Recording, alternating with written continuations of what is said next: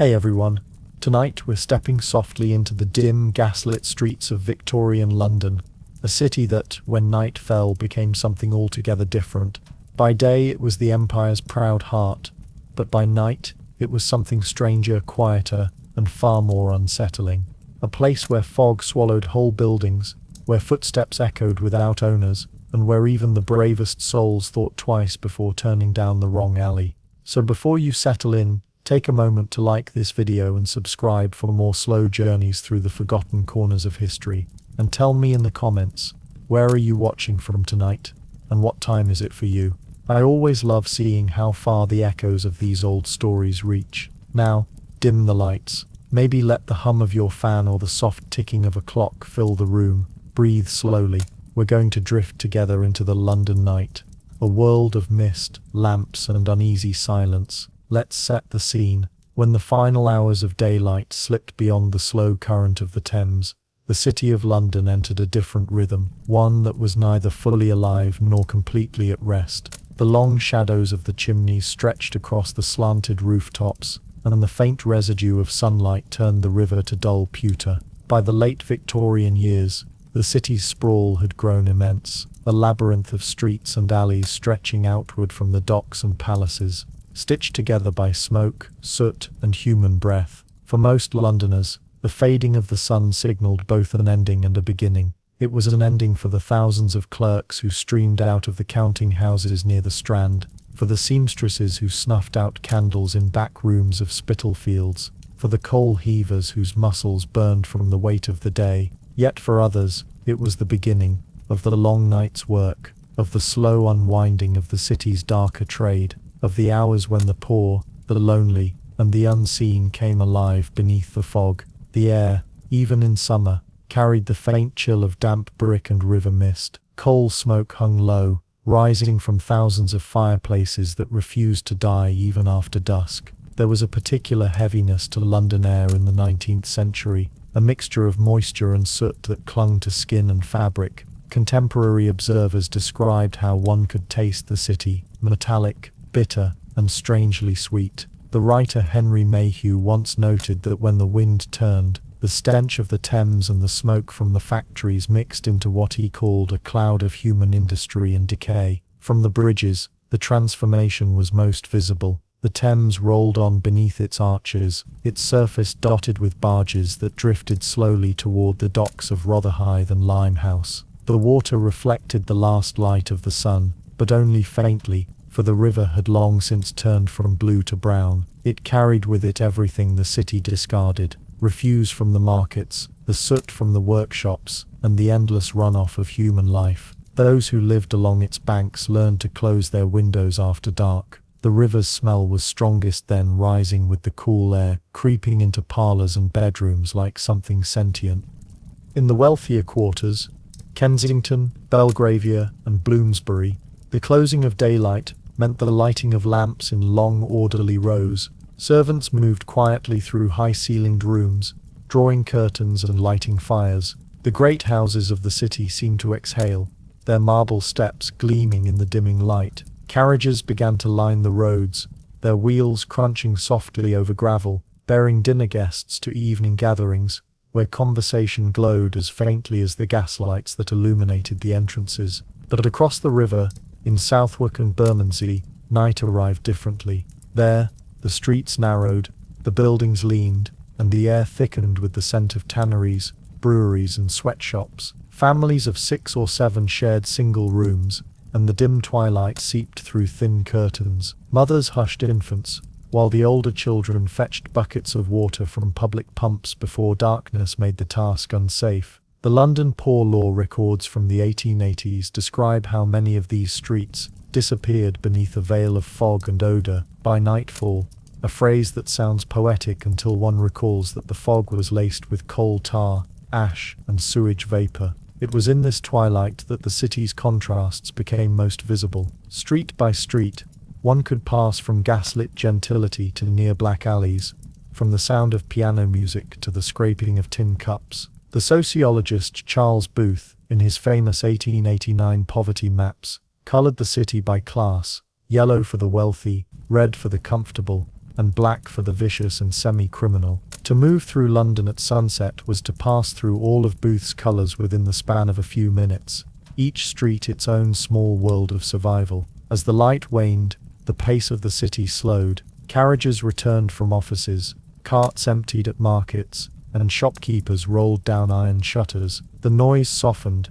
but it never ceased. London never truly went silent, even in the quietest hours. The click of boots on cobblestones, the distant rumble of a train departing Waterloo, the faint clatter of crockery from unseen kitchens, all blended into what the poet Arthur Symons called the murmuring body of the night. It was during this dim hour that the lamplighters appeared, men moving methodically through the streets, carrying long poles tipped with flame. They touched each lamp with a flick of the wrist, coaxing a small bloom of yellow light to life. The lamps hissed faintly as the gas flowed through them, and a chain of light slowly stitched itself along the road. From afar, London looked like a constellation fallen to earth. Those who walked the streets at dusk often remarked on how uncertain the distance between safety and danger became. A corner might glow with the soft comfort of a lamp, while a few feet beyond it, the fog could swallow everything whole. The city was a living chiaroscuro, light and dark intermingled without pattern. In this atmosphere, the imagination wandered easily. A sound in the mist, a figure across the bridge, the sense of being followed by one's own echo. The Metropolitan Police had been established decades earlier, in 1829, yet by the late Victorian period, their reach was still uneven. Patrols passed regularly through central areas, but the farther one ventured from the heart of the city, the less frequent their presence became. The people who lived in the outer boroughs relied less on protection and more on familiarity. Neighbours who knew one another's footsteps, the local watchman whose rounds became part of the nightly rhythm. Above all, there was the fog, that peculiar London phenomenon that both defined and obscured the night. Formed by the combination of river moisture and coal smoke, it could appear in moments, thickening until visibility shrank to a few yards. The newspapers described it variously as a yellow blanket, a dirty ghost, and the city's breath made visible. For the weary worker, or the returning clerk, it meant one thing: the world would shrink until only the nearest lamp, the sound of boots and the smell of burning coal remained real. And so, when the sun truly vanished beyond the Thames, London became its own shadow, heavy with breath, whisper, and distance. The city had not yet fully descended into night, but the change had begun. In the faint gleam of the river, one could see the outline of things waiting to emerge once the lamps were lit and the last shop doors were closed.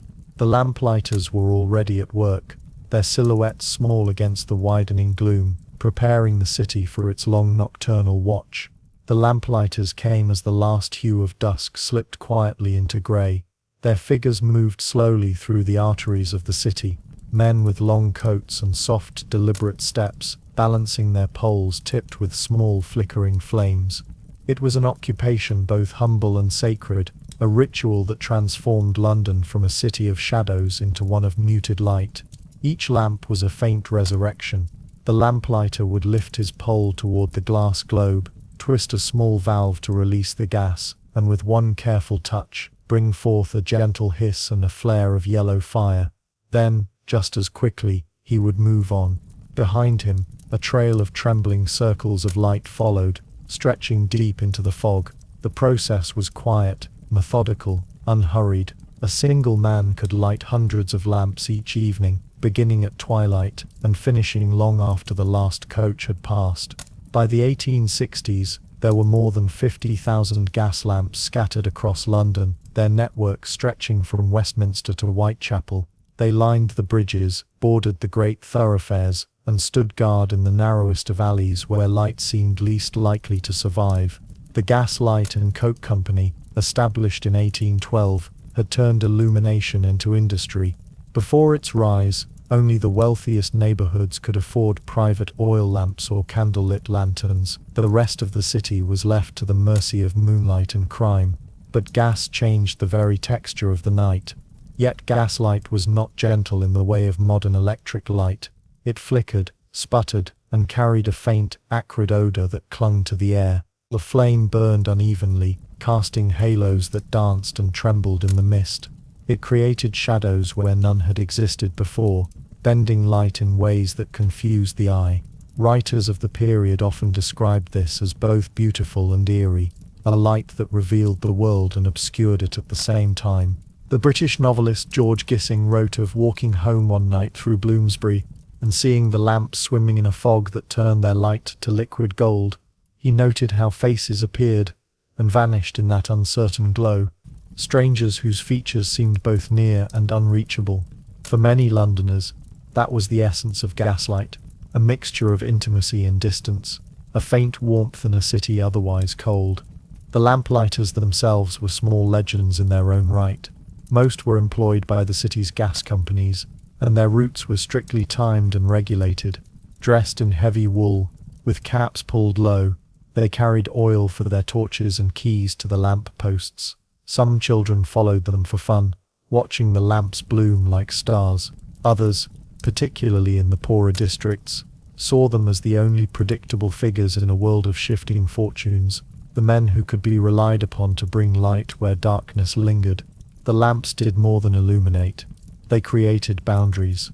The gas-lit streets were the arteries of safety, and beyond their reach lay the city's uncertain edges. A few steps beyond the glow, an alley might disappear entirely into blackness, its outlines lost to fog and soot. In those in-between spaces, crime found its home. The London police reports from the late 1800s often noted how robberies, assaults and disappearances clustered just beyond the furthest line of lamps, the very edge of visibility. For women walking home alone, the lamps offered fragile comfort. Social reformers of the time, such as Angela Burdett Coates, observed that working-class women who left factories late relied on gaslight to find their way. In areas where lamps were broken or unlit, the risk of attack rose sharply. It was a small but telling measure of safety in a city where the line between light and dark carried consequences. And yet, for all its progress, gaslight was imperfect. It hissed faintly in still air and flared violently when the wind caught it. The mantle could crack, the glass could blacken with soot. On foggy nights, those thick, infamous pea soupers, the lamps seemed to dissolve into the mist. Their light diffused into glowing spheres that illuminated nothing. The Great Fog of 1873 was so dense that the gas lamps along Fleet Street burned like dull embers. The Times reported that one could not see one's own hand at a yard's distance. The glow of the lamps also revealed the city's contradictions. It gleamed on polished carriage wheels and damp cobblestones alike. It reflected off the brass buttons of policemen and caught the glint of water in the gutters. It traced the outlines of tenement windows, where silhouettes moved behind thin curtains. The same light that guided the wealthy homeward also shone upon the homeless sleeping beneath the arches of Charing Cross. Light was universal, but comfort was not. In wealthier quarters, like Regent Street and Piccadilly, the lamps burned brighter, fed by higher gas pressure. Their reflections shimmered on the windows of shops displaying silks, books and mechanical wonders. Gentlemen walked there after dinner, cigars in hand, as if the night had been tamed. But venture eastward, and the lamps grew fewer, dimmer, their glow weak against the rising fog. In Whitechapel, some burned with such low flame that locals called them the dying stars. The introduction of gaslight had also transformed London's social hours. Before its invention, most households closed their doors soon after dark, and the city sank into relative quiet. But now, the night extended. Theatres filled, taverns thrived, and even the working classes found themselves out later than before. The city's pulse stretched beyond sunset, as if light itself had rewritten time. Victorian moralists worried about this. They claimed gaslight encouraged immorality, drink and disorder. The longer the light lingered, the longer temptation stayed awake. Still, there was no denying the strange comfort of those flickering orbs. The gas lamps made London visible, even when it seemed unreal. They gave texture to the fog, turned rain into shimmer, and made the stones beneath one's feet gleam faintly with each step. They offered a reminder, fragile and wavering, that even in the heart of industry and filth, beauty could still exist. As the lamplighters finished their routes, the city began to change tone once more. Windows closed, carriages thinned, and the deeper silence of night crept in. The lamps hissed quietly, their flames steady now, their glow catching the outlines of old brick and iron railings. The air smelled faintly of gas and damp stone. Somewhere, far away, a church bell struck the hour, a soft sound that travelled through the mist like breath. For a moment, the city seemed suspended, not awake, not asleep, just waiting. The light trembled on the cobblestones, catching the slow movement of a carriage, the faint ripple of the Thames, the blurred faces of those who still walked home through the fog, and as the last lamplighter disappeared into the distance, his silhouette swallowed by mist, London itself exhaled under the strange glow, a living city draped in shadow and gold, waiting for the quieter hours to come, when the streets would belong not to merchants or watchmen, but to the unseen workers, wanderers, and watchers who thrived in the hush beyond the lamps. For the city, though dimly lit, was never truly asleep. Its pulse merely softened, ready to give itself to those who moved in silence between one flickering lamp and the next. By the time the last lamplighter's flame had vanished into the fog, London had settled into its peculiar rhythm of wakeful silence. The lamps now stood sentry-like along the streets, their glow faint but unbroken, tracing the lines of a city that refused to sleep. Between the pools of light stretched long corridors of shadow, where footsteps echoed like whispers and breath came out in faint, visible clouds. The first to claim the night were the workers who had never truly left it. From the markets of Smithfield and Covent Garden to the docks at Wapping, labour continued long after the respectable households had locked their doors. Men in heavy coats and flat caps moved through the fog, their boots clattering on wet cobblestones as they hauled crates, barrels and bundles. The air was thick with smells, the metallic tang of blood from the meat market, the sour sweetness of rotting fruit, the ever-present smoke of coal fires burning in nearby furnaces. London's poor knew the night well. It was a time when wages were earned quietly, and exhaustion took the shape of survival. Night work was often the only work available to those who could not compete in daylight. The widows sorting rags in Whitechapel cellars, the boys who slept by day and pulled carts by night, the men who guarded the city's warehouses and shipyards against theft. In 1888, a social report estimated that nearly 1 in 5 of London's labourers worked primarily after dark, a figure that spoke to the unending hum of industry beneath the city's calm exterior. The streets themselves had their own form of consciousness. In the glow of the gas lamps, every surface seemed alive, the glisten of rain on slate rooftops, the dull sheen of carriage tracks in the mud, the faint reflection of a window left ajar, and beneath it all was a sound, not loud, not continuous, but ever-present, the low murmur of a million small movements, a city breathing through its bricks and mortar. Few spoke at this hour. Conversation seemed an intrusion, an unnecessary act in a world where everyone knew their role. Cab drivers hunched over their reins, waiting near the curbs of theatres and public houses, their faces half-lit, their eyes heavy. Night watchmen walked their routes with steady rhythm, tapping the ground with wooden staves as proof of their presence. From time to time, one might hear the cry of "All's well" echo down a street, less a reassurance than a reminder that someone was still awake to witness the emptiness. The cabmen's voices were among the few to pierce the quiet. They called to one another softly through the fog, sharing gossip or warning of difficult fares. Their horses, too, contributed to the city's nocturnal chorus, the slow clop of hooves, the snort of breath clouding the cold air. London was vast, but at night it felt smaller, its activity concentrated in flickering pockets of light, its energy contained. Women stood at the edge of those lights, their faces half-shadowed, waiting. Some were flower sellers or match girls, their trays carried from tavern to tavern. Others were streetwalkers, women whose livelihood depended on the uncertainty of passing men. The social reformer Henry Mayhew once wrote that the night in London reveals the city's conscience, and nowhere was that more evident than here.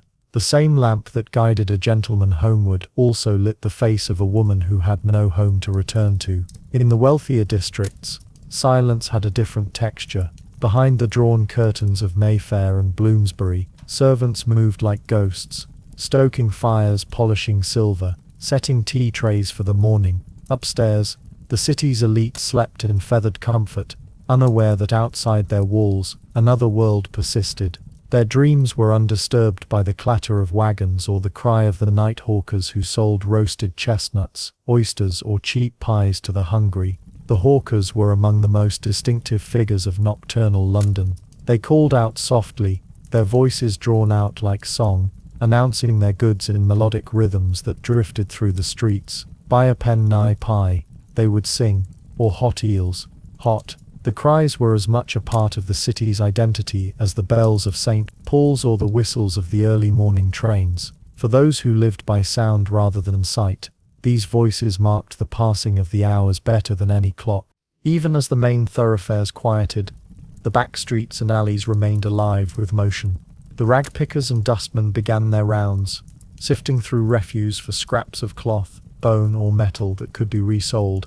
Their hands were blackened, their shoulders stooped, but their work was vital. London's waste was its hidden economy, an entire class of people living from what others discarded. By gaslight, they became nearly invisible, silhouettes moving through mist. At the city's edges, near the factories of Southwark and the warehouses of Limehouse, the hum of machinery continued. Steam engines hissed, pistons pumped, and furnaces glowed faintly behind soot-streaked windows. The Industrial Revolution had given London an endless workday. Smoke rose without pause from the chimneys, and the smell of burning coal was as much a part of the night as the fog itself. The noise of industry blended with softer sounds, the squeak of cart wheels, the call of a night watchman, the faint toll of distant bells. It created what one observer in 1875 called the city's lullaby of unrest. For those awake to hear it, the effect was strangely soothing, a rhythm of effort and endurance that never fully ceased. And yet, beneath this motion, there was an emptiness, a feeling that the city itself was watching, but not participating. The fog thickened, softening edges, swallowing light. Shapes moved within it. The faint outline of a man carrying a bundle of newspapers toward Fleet Street. The quick silhouette of a woman crossing the road. A stray dog sniffing at a gutter. All seemed transient, as if London were composed not of people, but of passing impressions. Writers who walked the city at night often remarked on this stillness.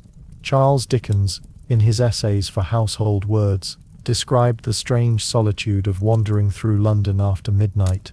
"It is as though the world has ended," he wrote, "and I walk through its remains."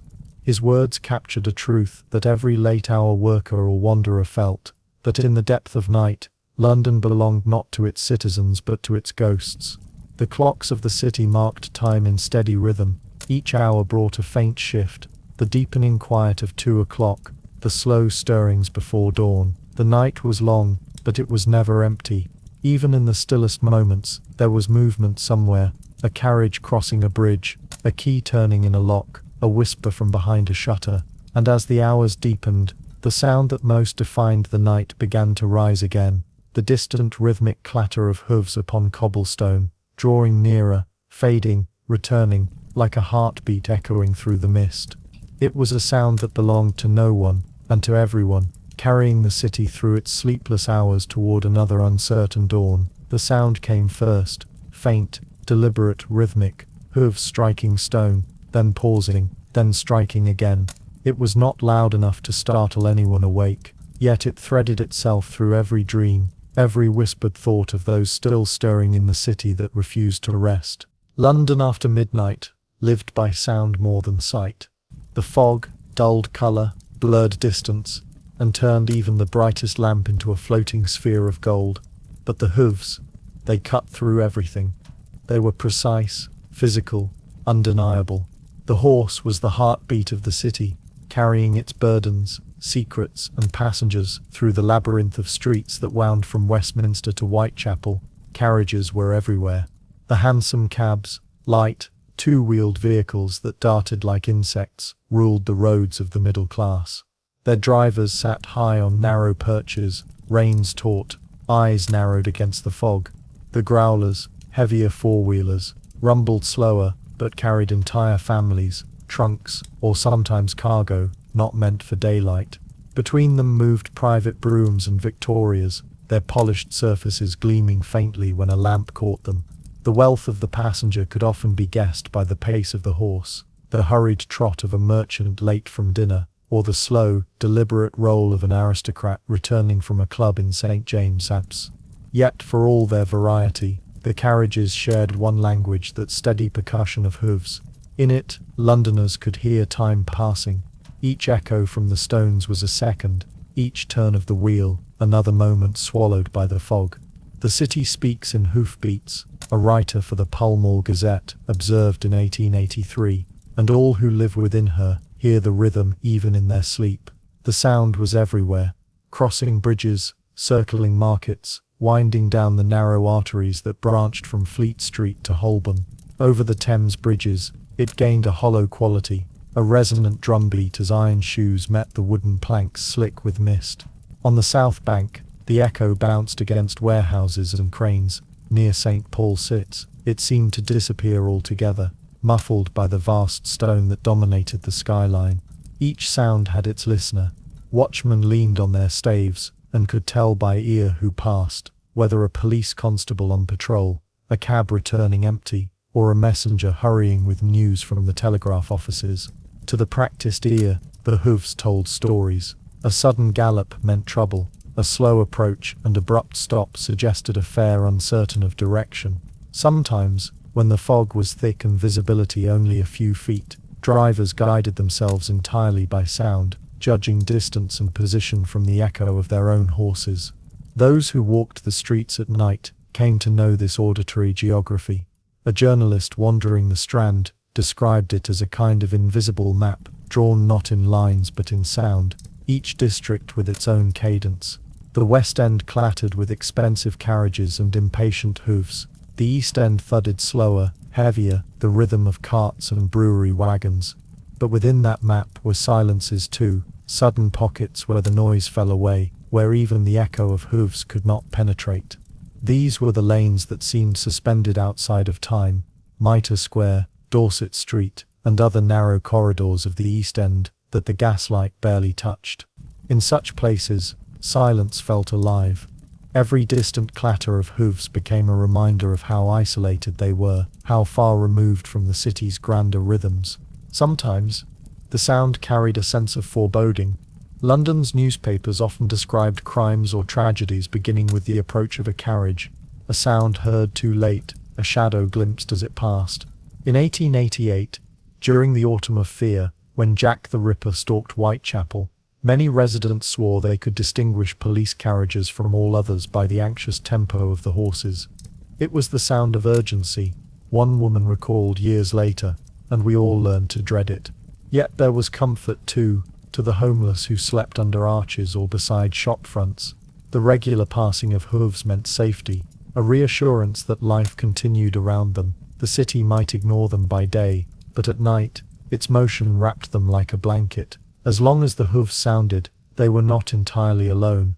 The horses themselves were unsung labourers. Over 300,000 of them powered Victorian London, pulling omnibuses, delivery carts, fire engines and cabs.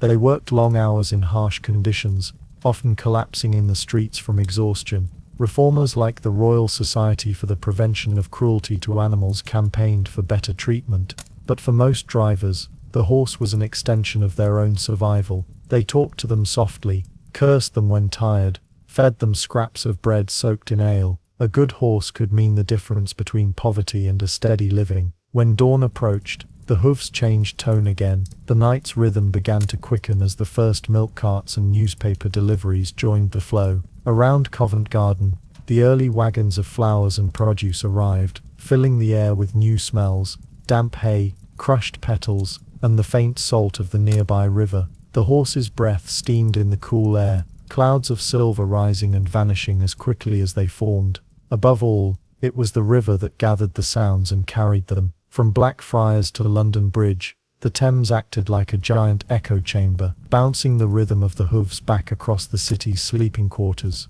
Even those lying awake in cramped garrets could hear it faintly through the walls, mingled with the soft creak of ships moored below. The interplay of hooves and water defined London's nightscape. One the heartbeat, the other the bloodstream. Together they made the city seem alive, restless, perpetual, and when the fog lifted just enough, one could see the faint shimmer of the river's surface catching the glow of gaslight reflected from bridges. That sight, combined with the ceaseless sound of movement, reminded every observer that London never truly paused. Writers and poets often romanticized this nocturnal orchestra. Thomas de Quincey called it the lullaby of empire, while an anonymous poet in the Illustrated London News described how the echo of the hooves is the ticking of civilization itself. Yet for the men and women who lived it daily, there was no poetry, only endurance, routine, and the endless repetition of sound against stone. And still, the hooves continued,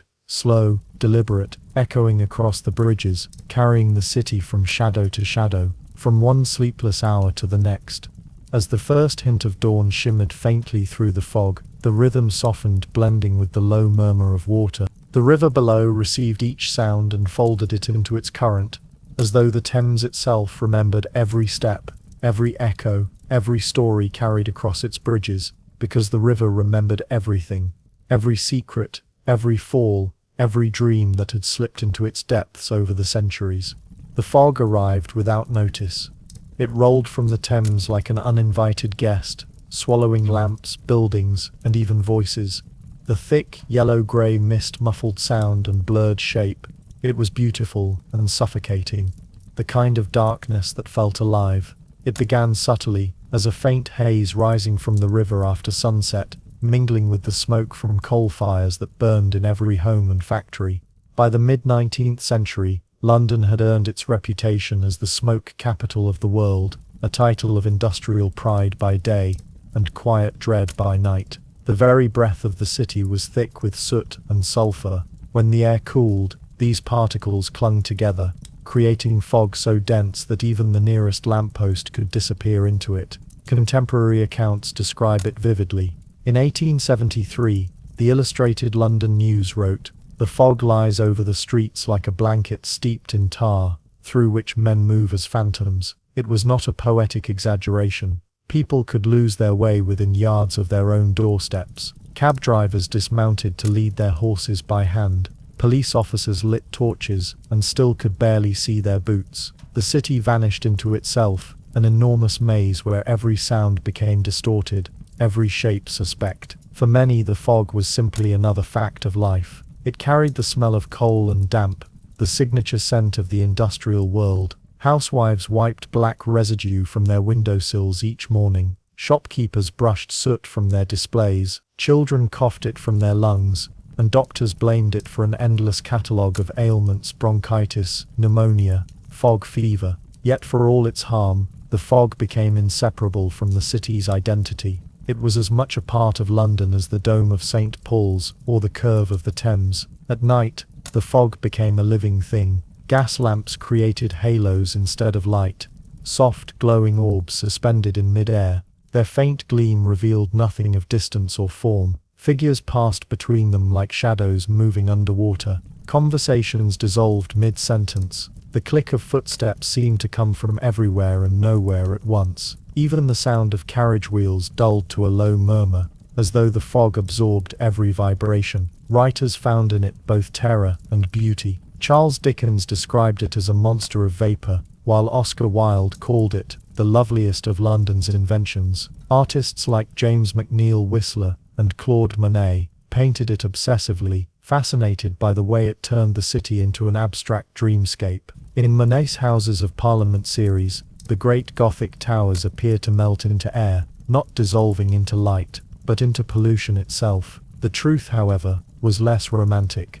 The fogs were deadly. The worst episodes, often called London smogs, could last for days, killing thousands silently. In December 1873, a particularly severe fog caused nearly 2,000 excess deaths, mostly among the very young and the very old. Newspapers began printing weather warnings, though few people could afford to stop working because of poor visibility. For the working class, the fog was not a spectacle but an obstacle. It delayed deliveries, ruined crops brought into market, and made navigation almost impossible. Imagine a lamplighter making his rounds through this haze. His torch flame would flicker weakly, barely illuminating the nearest post. the air would sting his eyes, and his lungs would ache from the sulphuric bite. Somewhere nearby, the Thames would lap softly against the embankment, invisible but always present, a murky artery feeding the mist. The lamplighter's figure would vanish, and reappear in the glow, his shadow stretching, collapsing and reforming as though the fog were reshaping him. For those inside, the world felt equally confined. The fog pressed against windows like a physical presence. People lit candles at noon, their homes filled with a dim, amber haze. The smell of gas and coal crept indoors, leaving a taste of metal on the tongue. Those who ventured out tied scarves across their faces or carried small handkerchiefs soaked in vinegar, believing it would purify the air. Even the great clock of St. Paul's could be lost from view for days, its chimes echoing through a void of unseen space. In poorer districts like Whitechapel and Limehouse, the fog amplified fear. Crimes often went unnoticed until morning. Police reports from the 1880s described thieves vanishing as if into the air, and murderers escaping down lanes where a man could not see his own outstretched hand. It was in such conditions that legends thrived, stories of ghosts, of unseen watchers, and of figures who moved silently through the mist. The city's criminals, opportunists and desperate souls all learned to use the fog as their accomplice. One of the most infamous cases tied to such weather came during the Ripper murders of 1888. Witnesses described the nights as thick and choking, with lamps barely visible and the streets eerily still. The fog did not cause the crimes, but it helped them disappear into history. Even as police combed the alleys, their lanterns illuminated only small pockets of swirling vapor, never the truth that hid behind it. But for all its menace, the fog also created moments of profound quiet. The usual noise of London, its bells, its cries, its commerce, softened into something close to peace. Ships on the Thames blew their horns like mournful beasts, church bells tolled without direction, their echoes drifting like lost memories. To some this strange stillness was a relief. It was the only time London seemed asleep, wrote one observer in 1886, when the world was reduced to a single lamp and the sound of one's own breath. As midnight deepened, the fog thickened further, curling through narrow lanes, slipping beneath doorways, clinging to hair and coat. It blurred the boundary between night and dawn, between outside and within. Even the stars seemed swallowed. It was as though the entire city were adrift, not in time, but in a slow yellow sea. And when the first faint light of morning arrived, the fog did not vanish, it simply thinned. Buildings reappeared as pale silhouettes, the river gleamed weakly through the haze. People emerged cautiously, coughing, blinking, brushing soot from their sleeves. The streets were slick, the air heavy. The city, as always, endured, yet in that lingering mist, one could still sense movement, faint figures, half-glimpsed shapes that might have been people or shadows, perhaps even the watchmen making their slow rounds through the dawn's uncertain air. East of the city, narrow streets twisted like veins through the district of Whitechapel. Here, the poor lived in cramped lodgings and shared rooms. After dusk, the smell of coal smoke mixed with damp brick and refuse. This was where fear lived, not from superstition, but from survival. Whitechapel was not a single place, but a web of streets, courts and alleys, each with its own temperament, each heavy with life. There was Dorset Street, infamous even in its own time, Flower and Dean Street, where lodging houses stacked human beings in layers, and Thrall Street, where gin flowed like water. The population density was staggering. Entire families sleeping in one room, boarders renting corners of floors, and strangers sharing blankets in dim, airless attics. By the 1880s, nearly 900 people could live within a single acre. By day, the area pulsed with motion, costermongers pushing carts of fruit, rag pickers sorting through piles of refuse, and children weaving between horse carts. But when the sun went down, everything changed. The fog rolled in heavier here, caught between close brick walls and low roofs, turning the streets into a labyrinth of shadows. The gas lights were few, and most burned weakly, fed by narrow pipes that hissed and flickered. In some alleys, there was no light at all, only the reflection of lamps far away, glinting faintly in puddles of rainwater and sewage.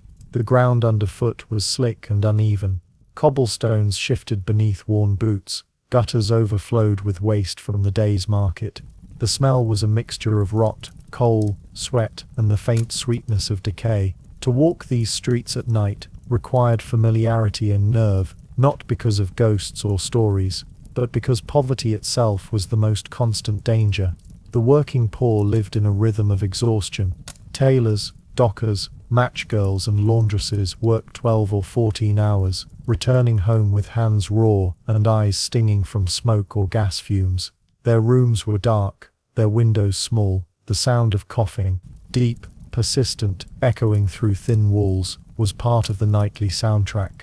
A man might die quietly of illness and be discovered only days later by the smell, his neighbours too burdened to notice until the air demanded attention. The lodging houses of Whitechapel were a world unto themselves. For a few pence, a person could rent a bed for the night. For less, a rope stretched across the room on which the desperate could sleep sitting up, their arms draped forward. The air inside was close and humid, thick with human breath. Candles burned low, and the walls sweated from condensation. It was said that one could tell the hour of the night by the smell alone, when the air grew sour with bodies and gin. In this dim underworld, entire economies thrived after dark.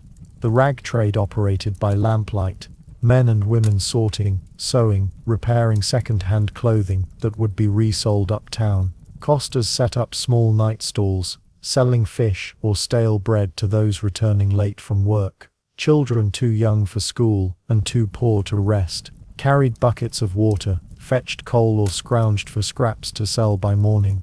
Everything and everyone had a price. Whitechapel's women lived within the narrowest margins of survival. Many sold flowers or fruit by day, and their company by night. Not all were what polite society called fallen. Some were simply widows or wives of men long vanished, doing what was necessary to eat. The danger was constant. From clients, from the streets, from disease. The police patrols came and went, but the shadows remained. To the rest of London, Whitechapel was both fascination and warning, the visible proof of inequality, and the convenient place to locate fear. Journalists wrote of it as the abyss, a world below the city's glittering surface. Reformers like Charles Booth mapped its poverty in shades of black and dark blue, marking the streets of chronic want and vicious semi-criminals.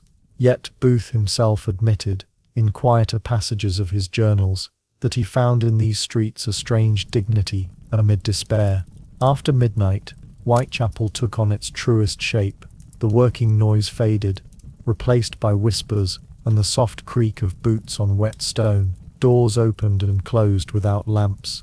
The silence carried its own stories, private exchanges between those who lived on the edge of legality.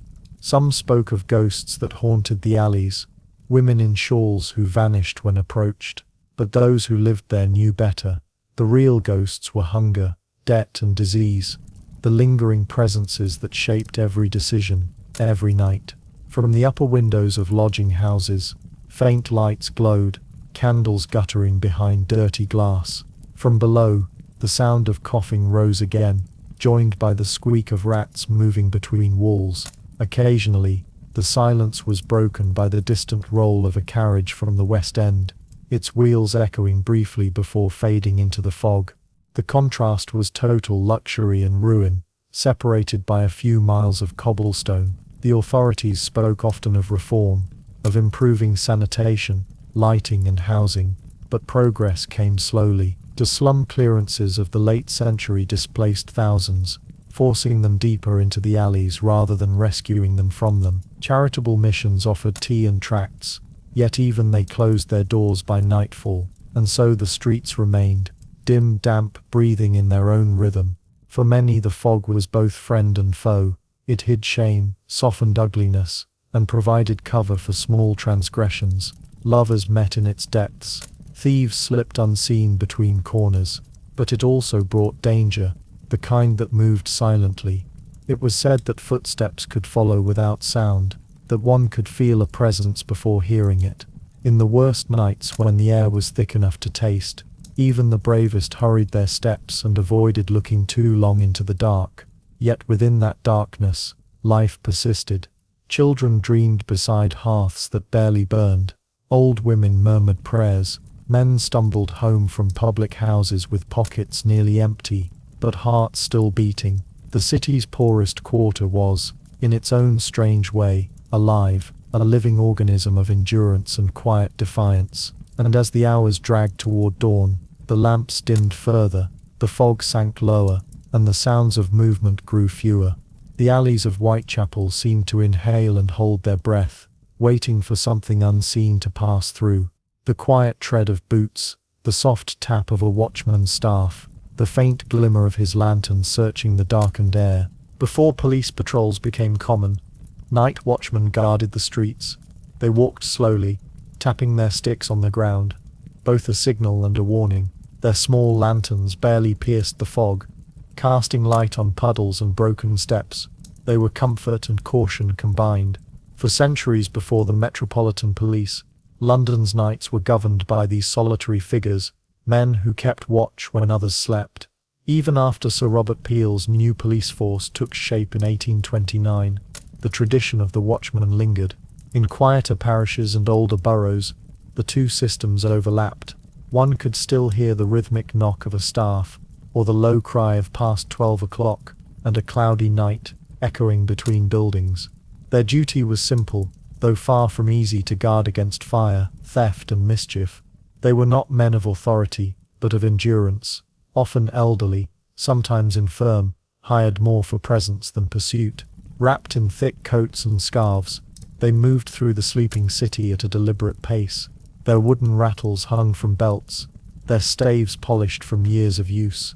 Most carried a small lantern protected by a glass pane, its light a trembling orb in the mist. To see one pass beneath a gas lamp was to glimpse a fragment of an older London, a figure from a slower age, half swallowed by fog and time. The watchmen had become part of the city's furniture, as constant as the iron railings and cobblestones. Yet their presence offered comfort to those awake in the small hours. A candle might flicker in a window as they passed, a quiet acknowledgement from within. For the lonely, the sick, or the fearful, that dim glimmer of light was proof that someone, anyone, was awake and watching. The life of a watchman was one of repetition. He began his rounds as the taverns emptied, marking his passage by the sound of his staff. He stopped at doors to test their locks, at stables to check for smoke, at corners to listen. The fog distorted distance. Sometimes he mistook the sound of his own steps for another's. In winter, his breath hung before him, mingling with the lamp's glow like thin smoke. On some nights he might not encounter another living soul for hours. They were witnesses to a world that few others saw. They watched the city's slow transformations, the shuttering of shops, the dimming of lights, the retreat of life indoors. They saw the homeless settle under arches, the late cabs returning empty, and the faint stirrings of dawn long before the rest of London awoke. Their task, however, was not without danger.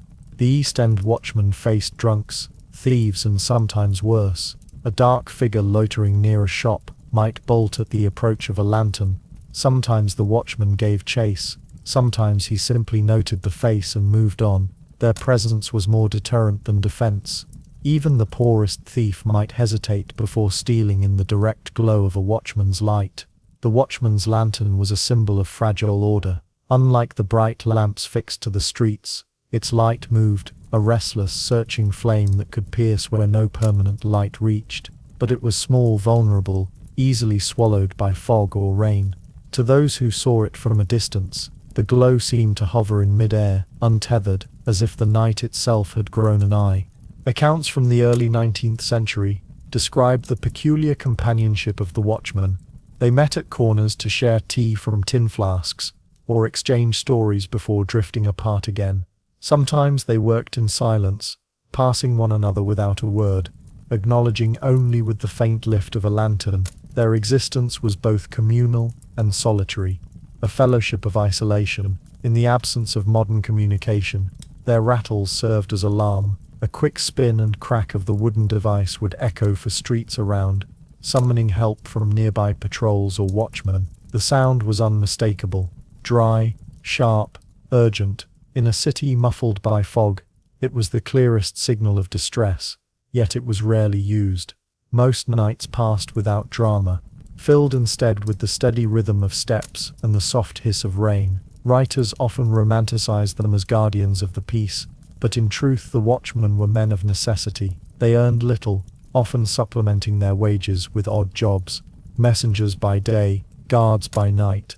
Some slept in sheds or station houses between rounds, warming themselves by coal braziers. In 1851, Henry Mayhew recorded a watchman named James Parsons, who described his work as mostly cold, mostly quiet, and mostly forgotten. Yet there was a certain dignity in their forgottenness. They stood between the sleeping world and its darker possibilities. Their routine embodied an unspoken faith in order, that light, however faint, should be carried through darkness. Even after the Metropolitan Police modernized night patrols, the image of the watchman lingered in public memory. The early constables inherited their quiet habits, the slow pace, the tapping of the truncheon, the watchful lantern. Victorian engravings show them emerging from the fog like sentinels of gaslight, faces half hidden beneath wide-brimmed hats, coats trailing mist. In the poorer districts, the community still referred to them as watchmen. Long after the title had faded, children would wave as they passed, and market women left out cups of tea in winter. They were not feared, nor fully respected, but they were known, and in a city where most lived unseen, that alone mattered. Their steady patrols gave rhythm to the night. The measured tap of wood on stone marked time more reliably than clocks, especially when fog hid the church spires and smothered sound. For insomniacs, that faint tapping became a lullaby of sorts, proof that the night was moving forward, that someone was awake to keep its measure. And so the watchman walked, hour after hour, street after street, lantern swinging, steps echoing through the fog. Sometimes a stray dog followed, its shadow stretching ahead in the dim light. Sometimes the silence was so deep that the watchman could hear the faint drip of water from eaves, or the whisper of river mist shifting with the wind. As the night deepened toward its coldest hour, the city felt entirely their own. The windows above were dark, the carriages gone, the taverns long closed. Only the river moved, and the fog, and the steady pulse of footsteps. The watchman stopped at a corner, lifted his lantern, and peered through the grey air. Nothing moved, yet something seemed to stir, a faint motion at the edge of perception. He listened, waiting, his breath loud in the stillness. Then, hearing only the soft murmur of distant voices beneath a window somewhere ahead, he resumed his walk. While others slept, the workhouses kept their dim glow. Inside, the poor lay in ordered rows beneath rough blankets, the air thick with human breath and disinfectant. Outside, the wind howled down empty streets, carrying the faint scent of the Thames. For many the night offered no rest. The workhouses of Victorian London were cities within the city, walled microcosms of labour, poverty, and quiet endurance. By the late 19th century, over 80 such institutions were scattered across London's parishes, each a grim monument to the Poor Law Amendment Act of 1834. They stood like great sleeping beasts behind high brick walls, their windows barred and their courtyards locked. To pass one at night was to see only a few shaded lamps burning behind narrow panes, the faint hum of existence within. Their architecture was uniform and severe, symmetrical buildings with long corridors and dormitories arranged by class, gender, and function. At night, the divisions persisted even in rest, men on one side, women on another, children in their own separate quarters. Silence was enforced. Any murmur beyond a whisper was swiftly hushed by the matron's key turning in the door. The night within the workhouse was a long regimented pause between days of monotonous labour. The air inside was close. In the dormitories, hundreds of sleepers breathed in rhythm, the sound blending with the ticking of clocks and the faint creak of timbers settling in the damp. The smell of coarse blankets, carbolic soap and boiled cabbage lingered even through the night. Those who could not sleep, the feverish, the anxious, the newly admitted, stared at the ceiling, counting the minutes until morning light. Outside, the workhouse yards were empty, except for the occasional flicker of a watchman's lantern or the shuffle of a nurse checking on the sick ward. The lamps along the periphery walls cast shallow circles of light on cobblestones slick with dew. Sometimes the faint cry of a baby echoed through the infirmary windows, muffled and distant, swallowed by the vastness of brick and fog. The poor law system had promised structure and order. In practice it delivered quiet despair. Those who entered did so reluctantly, for to seek relief meant surrendering one's freedom. Families were separated upon arrival, husbands and wives were divided, children allocated to wards of their own. The city's destitute costermongers, widows and the unemployed found themselves reduced to numbers and ledgers. Even at night, this administrative stillness persisted. In the small hours, the workhouse kitchen sometimes came alive. A low fire burned to prepare the morning gruel, and the faint metallic sound of ladles against tin broke the silence. The kitchen workers, often inmates themselves, moved like shadows, their motions automatic, practiced from repetition. They spoke little. The scent of porridge mixed with the damp air, drifting through corridors where sleepers turned uneasily on narrow cots. There were also the sick wards, dimly lit and perpetually half awake. Nurses, many of them former paupers trained within the system, moved between rows of iron-framed beds. The flickering lamps revealed pale faces turned toward the ceiling, hands folded on coarse blankets. In these wards, time stretched thin. Some prayed softly into the dark, others simply watched the light tremble against the wall, waiting for dawn or for silence. Beyond the walls, the rest of London breathed in another rhythm. Taverns emptying, carriages returning home, the last lamplighters extinguishing their poles. But inside, time was measured by routine alone. Bells marked the hours, meals and curfews with unyielding precision. Even sleep was part of the schedule, permitted, but never personal. The institution allowed for rest, not dreams. To pass by one of these buildings late at night was to feel the peculiar stillness of confinement. The windows, high and narrow, glowed faintly like the eyes of a sleeping animal. A stray dog might whine near the gate, sensing food within. Occasionally, the low murmur of voices, the restless, the delirious or the lonely, drifted through the barred panes. But for the most part, there was silence, a thick, almost physical quiet that settled over the grounds like fog. For the watchmen and constables on patrol, the workhouses were fixed points of reference, places that never went dark, no matter how deep the night. Some would pause outside to rest their feet, watching the light behind the windows. They said that the air near a workhouse always felt heavier, the silence more complete. Perhaps it was the density of human presence behind those walls, or perhaps the knowledge of what they represented, the final refuge for those who had nowhere else to go. The London workhouse system expanded dramatically during the mid-19th century, driven by population growth and waves of economic hardship. By 1860, tens of thousands spent their nights in these institutions, their dreams indistinguishable from duty. The largest, such as the Whitechapel Union Workhouse and the Lambeth Workhouse, were like self-contained villages, with infirmaries, laundries, chapels and mortuaries. Even at midnight, some portion of their machinery remained in motion. Boilers hissed, pipes clanked, fires were stoked to keep water warm for morning labour. There was also a quiet hierarchy even among the poor. Skilled workers fallen on hard times were sometimes given lighter duties or better bedding. Vagrants and repeat offenders were treated more harshly. The line between punishment and pity blurred. The workhouse existed not merely to sustain life but to discipline it, and that discipline was most palpable in the long hours of darkness when the world outside was unseen and silent. The wind outside pressed against the barred windows, carrying with it the faint smell of the river and coal smoke from distant chimneys. Occasionally, a church bell struck the hour, sound travelling through fog like a slow heartbeat. Inside, a restless sleeper might stir, momentarily confusing the echo for a dream. Then the quiet resumed, and the rhythm of the city's night continued. Even the dead found their place within these walls. In the small morgue behind each workhouse, simple wooden coffins were stacked neatly, awaiting morning transport to the pauper's graveyard.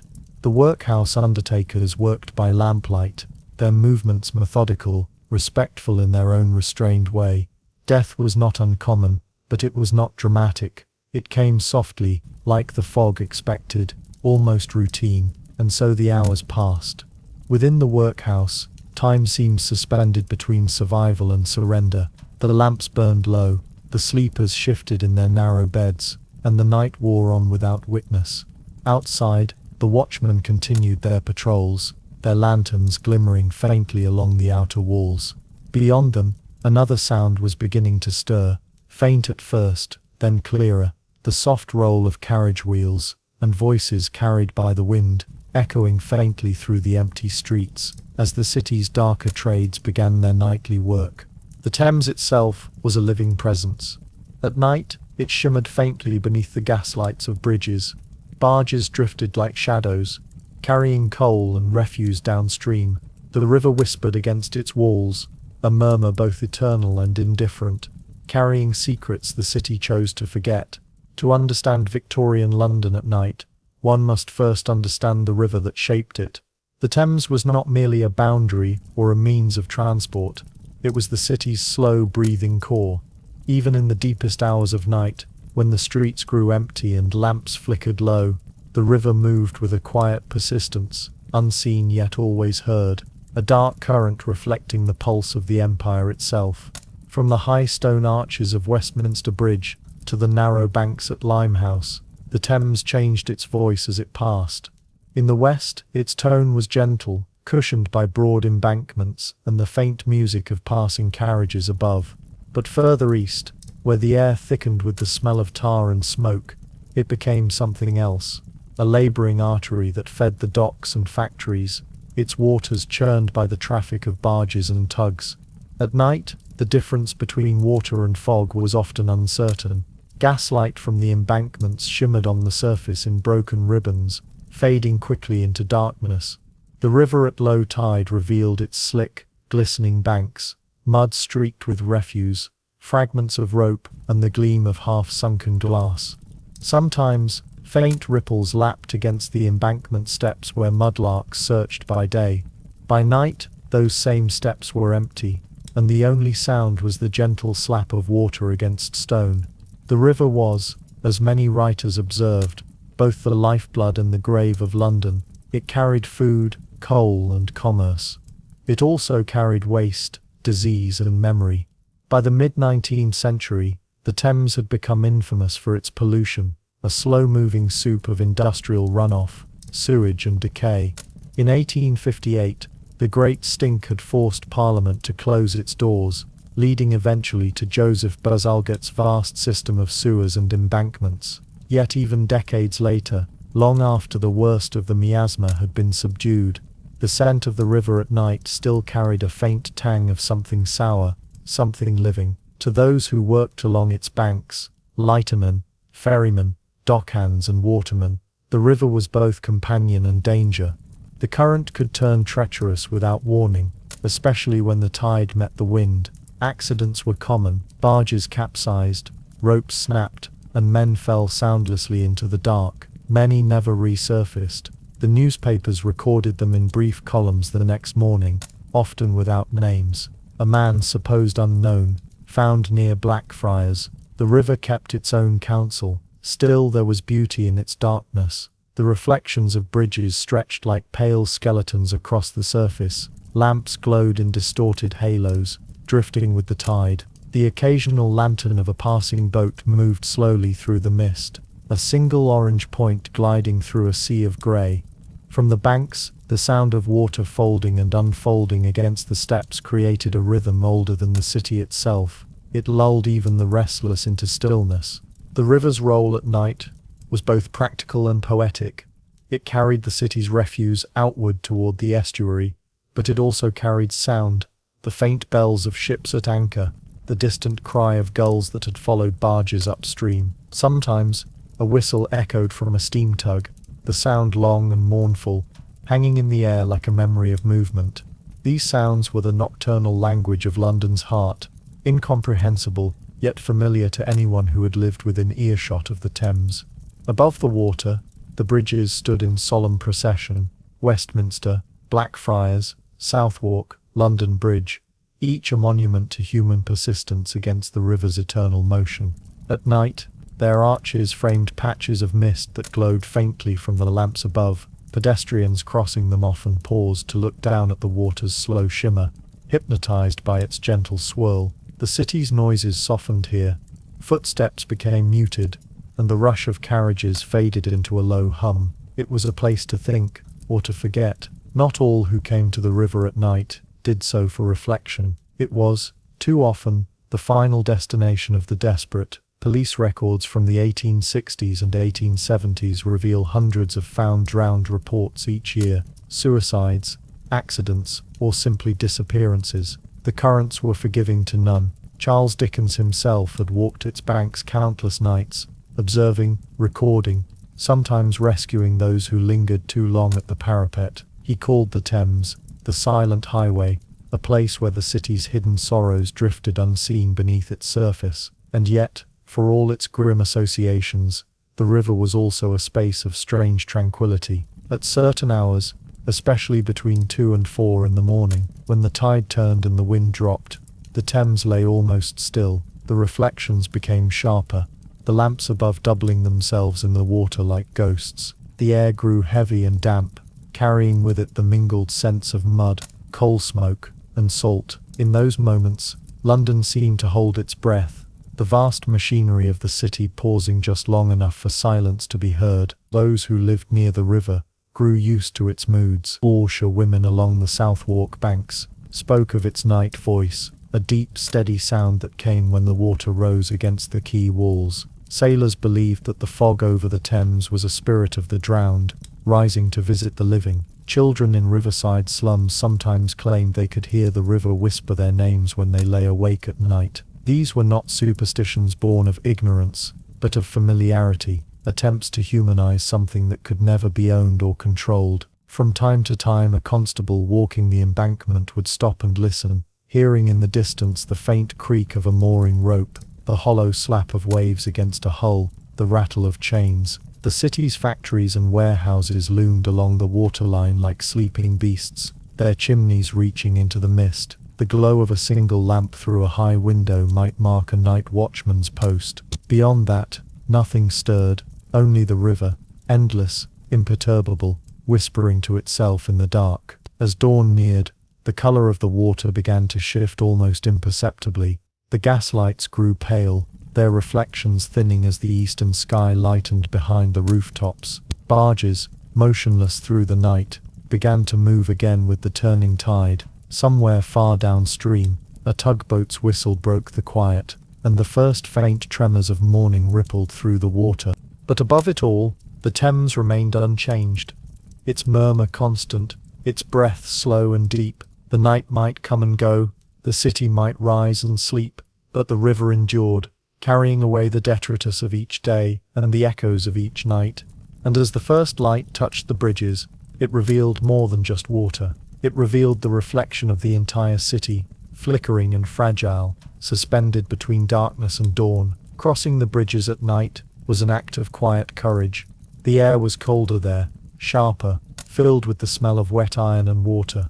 The footsteps of travellers echoed in the vast emptiness, each bridge a liminal place, neither city nor countryside, but something in between. Victorian London's bridges were more than structures of stone and steel. They were thresholds, suspended between two realms, the busy sprawl of the city and the vast stillness of the river below. By day they carried the endless traffic of an empire, carts heaped with coal, omnibuses, rattling from Westminster to Southwark, hawkers and porters, shouting above the noise. But at night, when the lamps burned dim and the fog thickened, they became something entirely different.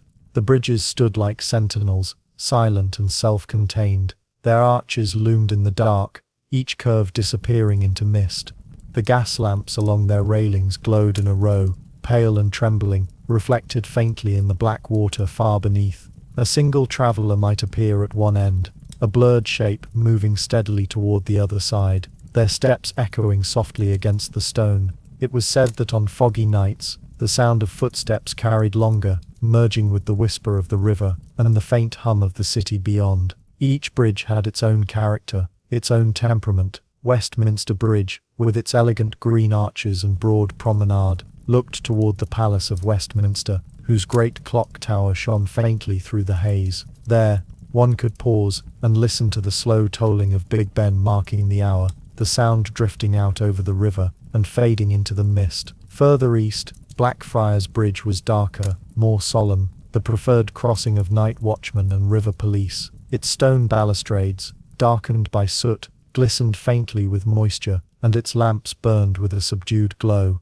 London Bridge, old, crowded, and storied, carried a different kind of energy. Even late at night, it seldom stood completely empty. The river's oldest crossing was a place of perpetual passage, linking the heart of the city to the borough beyond. Vendors returning from the markets of Billingsgate or Smithfield still crossed its span in the early hours, pushing handcarts or leading horses through the mist. The bridge creaked beneath their weight, its old stones exhaling the chill of centuries. Further east still, Southwark and Tower Bridges framed the industrial half of London. By the late Victorian era, Tower Bridge was new, opened in 1894, its great bascules rising like the wings of a mechanical creature. At night, its machinery slept, its lamps reflecting on the water like twin rows of eyes. To cross there after midnight was to feel small beneath its iron ribs, as though one had entered the skeleton of the city itself. The silence upon these bridges was of a peculiar kind. It was not the silence of peace, but of distance, a hush imposed by height and emptiness. The sound of the city fell away behind you, absorbed by the fog. Ahead, the opposite bank appeared faintly, a few trembling lights marking the quay or a warehouse window. Between stood only air, water, and stone. Even the wind seemed cautious here, moving in gentle sighs along the parapets. Sometimes a figure would pause midway, leaning over the rail to watch the river slide beneath. The smell of the water rose faintly, a mix of mud, oil, and tide. To look down too long was unsettling. The reflection of the lamps shimmered and broke with each ripple, as though the river were erasing itself in slow motion. Those who worked the night shift, constables, cabmen, factory hands, often crossed quickly, keeping their eyes on the opposite bank. The bridges were beautiful, but they were not always kind. Suicides were, sadly, common along the Thames crossings. Police archives record dozens of such incidents every month in the later decades of the century. Poverty, illness, despair, they all found their way to the water. The newspapers spoke of them with a muted tone, using phrases like "the deceased appeared despondent" or "no suspicious circumstances." The bridges bore witness in silence. Flowers were sometimes left along the parapets, their petals darkened by soot and rain. Yet not every story ended in sorrow. There were nights when the bridges became places of refuge rather than departure. Homeless wanderers sheltered beneath their arches, wrapped in rags or old sacks, listening to the echo of waves against the stone. Lovers met in the fog, believing themselves unseen. And there were poets too, solitary figures who stood motionless for hours, entranced by the spectral light of the city reflected on the water below. Charles Dickens himself was one such wanderer. In his Night Walks, 1860, he wrote of pacing London Bridge in the small hours, unable to sleep, observing the dim lamps reflected in the river's surface. "A man may walk the streets of London at night," he wrote, "until the very silence becomes a company." That sentiment hung in the air for decades, for the bridges gave companionship of a different kind, not warmth, but recognition. The lamplighters came just before dusk and returned again before dawn, their long poles tipped with flame. They moved from one bridge to the next, extinguishing each lamp in turn. It was a small ritual, repeated nightly, marking the transition between night and morning. To watch them work was to witness the closing of a chapter, each hiss of flame a sentence ending, each darkened lamp a pause before the day began. By the late 19th century, when photography began to capture the bridges by gaslight, their solitude became almost sacred. Long exposures recorded the lamps as bright threads of light across the dark expanse, while the water beneath appeared motionless, like polished glass. The city's photographers, among them Henry Taunt and Frederick York, described the bridges at night as silent observatories, places where one could sense the immensity of London not through noise, but through stillness. As the fog thickened toward morning, the bridges often vanished from sight entirely. Travellers crossing them found themselves suspended in whiteness, seeing neither river nor shore, guided only by the faint glow of the next lamp ahead.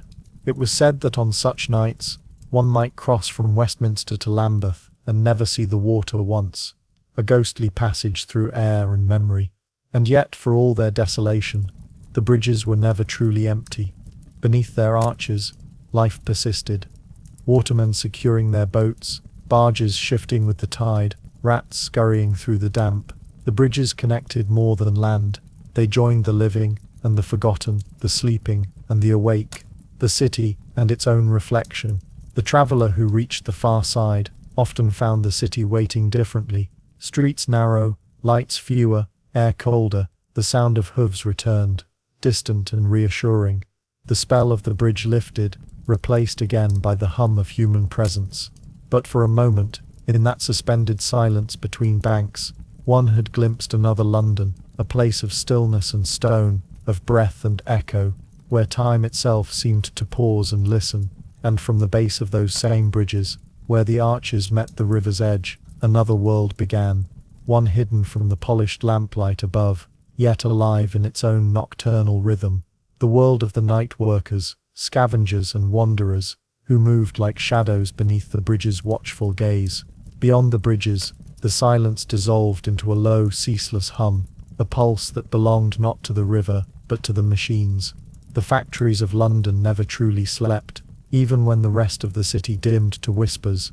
The industrial quarters, Southwark, Lambeth, Bermondsey, and the East End, breathed through iron lungs. Tall chimneys rose like sentinels against the night sky, their mouths exhaling steady plumes of smoke that curled and vanished into the fog.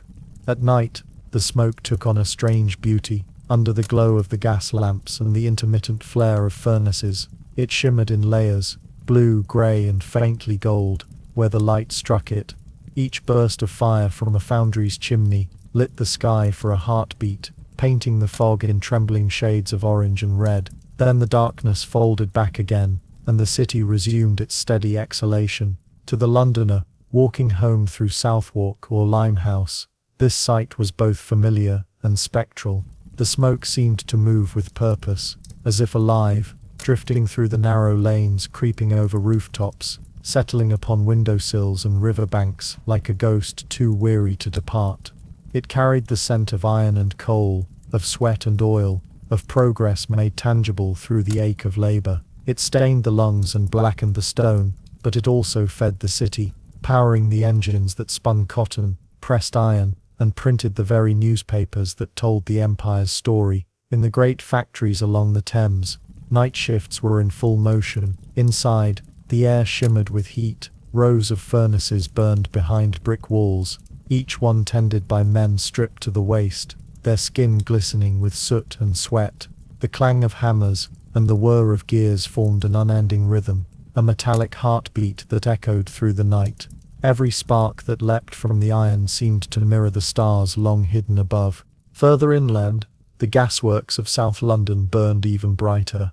Great cylindrical towers, gasometers, rose from the ground like enormous cages, storing the very gas that fed the city's lamps. Around them, pipes hissed and valves clicked in the dark. The men who worked these stations were known as stokers, and their job was unending: to feed the retorts with coal, draw off the gas and keep the fires alive through every hour of the night. Their silhouettes moved in the glow like ghosts themselves, outlined in red light, vanishing into clouds of vapour. It was said that London's night sky was never fully dark, even in the depth of winter. The combined glow of thousands of furnaces and gas jets produced a faint orange halo that lingered over the rooftops, the city's own false dawn. Sailors approaching the Thames from the sea could see it long before the first lights of the docks appeared, a sign that the industrial heart of Britain never truly rested. The smoke had a way of clinging to everything. Laundry hung in backyards turned grey before morning. The once white facades of Georgian townhouses grew dark and streaked. Even the great monuments of the city, St. Paul's Cathedral, the Houses of Parliament, the bridges themselves, bore the mark of soot, as though London was slowly sketching its own shadow upon itself. It became part of the city's character, a kind of urban weather. The novelist William Besant once wrote, "We breathe our wealth in every lungful of London air." It was true, prosperity and pollution were the same breath. And yet, amidst that smoke, there was life. Street sellers set up small stalls outside the factory gates, offering tea and bread to the labourers on break. Cab drivers waited near the entrances, their horses shifting restlessly in the glow. From distant windows, music drifted faintly. A violin or a gramophone, the fragile sound carried over the hum of machinery. These small traces of humanity softened the mechanical rhythm, reminding one that even in the most industrial corners of London, hearts still beat behind the grime. But there were darker stories too, of the children who worked in these factories, their small hands cleaning between moving gears or hauling coal through the narrow passages. The Factory Acts had begun to limit such labour by the mid-century, yet in poorer districts the rules were often ignored. Inspectors' reports from 1870 and 1880 tell of boys as young as 10 working 12-hour shifts in glassworks or rope factories. Their faces blackened with soot gave them an eerie, ageless look, like miniature old men trapped in smoke.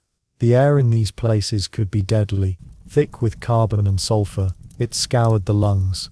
Many labourers developed what doctors called soot asthma or iron lungs, chronic respiratory illness that shortened their lives by decades. The average life expectancy for a foundry worker in late Victorian London was barely 40. Yet the jobs paid, and the poor could not afford to breathe clean air. The factories kept running, night after night, their glow reflected in the river and the glass of 1,000 windows. From the bridges above, one could see the great plumes rising in unison, a slow dance of smoke over the city. They looked almost spectral, like the restless souls of the machines themselves, and in a way they were the ghosts of industry, haunting the very air that gave London its might. Travellers returning from abroad often remarked upon this strange duality, the city's magnificence and its melancholy. One American journalist visiting in 1888 described London's night skyline as a crown of embers on a sleeping giant. "The factories," he wrote, "glow not with joy but with endurance." That endurance was the soul of the city, unyielding, grim, yet fiercely alive. By dawn the smoke began to fade into the morning mist, leaving behind a faint odour of burnt metal and rain. The workers, exhausted and silent, poured from the factory gates. Some crossed the same bridges that hours before had stood in silence, their boots leaving sooty footprints on the damp stone. The city inhaled once more, preparing to live another day in the rhythm of its own creation. And as the first sunlight touched the river, the smoke thinned into air, but its ghost lingered, rising from the chimneys, from the rails, from every worn street where iron met human will. London, in its vastness, seemed to breathe both life and loss at once, its sigh echoing through the alleys and along the river's edge, where another kind of shadow was stirring, not born of smoke or fog, but of something older and more spectral still. When the night deepened and the factory bells fell silent, another sound began to rise, a low murmur seeping through half-shuttered windows, accompanied by the clink of glass and the slosh of cheap liquor. In the working-class districts, where the smoke of industry still lingered above the rooftops, the gin shops came alive. They were narrow, crowded rooms glowing like embers in the dark, small islands of warmth scattered across the frozen grid of Victorian London. From the street, one could always tell a gin house by its faint amber light, and its smell, sharp, sweet, and unmistakable, the scent of alcohol, mixed with tobacco, sweat, and damp wool, a perfume of exhaustion. Those who pushed through the doors entered a world half forgotten by daylight. The windows were curtained or shuttered, not for secrecy, but for mercy, to keep the cold, judgmental eyes of the city out, and to let the poor drink in peace, if such a thing could exist. Inside, the air shimmered with candlelight. Bottles lined the shelves behind the bar, their contents glowing like captured fireflies, gin infused with juniper, bitters, or turpentine, depending on the honesty of the distiller. The bar itself was often a simple plank of wood, sticky from spillage and worn smooth by elbows. Above it hung a mirror, its surface fogged and spotted with age, reflecting distorted faces, a blurred mosaic of humanity, seeking refuge in intoxication. The clientele were as varied as the city's misery. Dockworkers still in their soot-stained shirts, widows with shawls drawn tightly around their shoulders, errand boys too young to drink, but old enough to need it, soldiers, sailors, costermongers, laundresses and thieves. The gin shops did not discriminate. Poverty was the only membership required. A penny bought a measure of raw gin, 2 pennies for a larger glass. For 6pence, one might secure an entire night's oblivion. The gin itself was brutal. The government had cracked down on illegal distilling after the notorious gin craze of the 18th century, but by the mid-19th, cheap spirits had returned in subtler guises. Many were laced with sugar, sulfuric acid, or turpentine to mimic the smoothness of better liquor. The result was potent, and often poisonous. Doctors at St. Bartholomew's and Guy's Hospital reported dozens of cases each week of gin palsy, a paralysis brought on by chronic intoxication and chemical adulteration. Yet to the drinkers, that burning liquid offered a fleeting warmth that bread or coal could not. The atmosphere inside these shops was thick with contradiction. There was laughter, coarse and sudden, followed by the soft thud of a head on the table. Songs would rise and fall, snatches of sea shanties or bawdy tunes, sung with cracked voices. Somewhere in the corner, a woman might hum to herself, staring into her empty glass as if it contained an answer. The barkeepers, usually large men with weary expressions, poured measure after measure, with mechanical precision, their own hands trembling from years of handling the same bottle. Outside, reformers and clergymen railed against the evils of gin. The temperance movement, growing stronger each year, described these places as the devil's nurseries, where morality dissolved one drink at a time. Pamphlets warned of mothers neglecting their children, of wages wasted, of crime festering in the corners of drunken nights. The London Temperance League distributed woodcuts, showing emaciated women clutching empty bottles, surrounded by hungry infants and rats. But the moral crusaders seldom entered the alleys themselves, and fewer still understood the hunger that drove people there.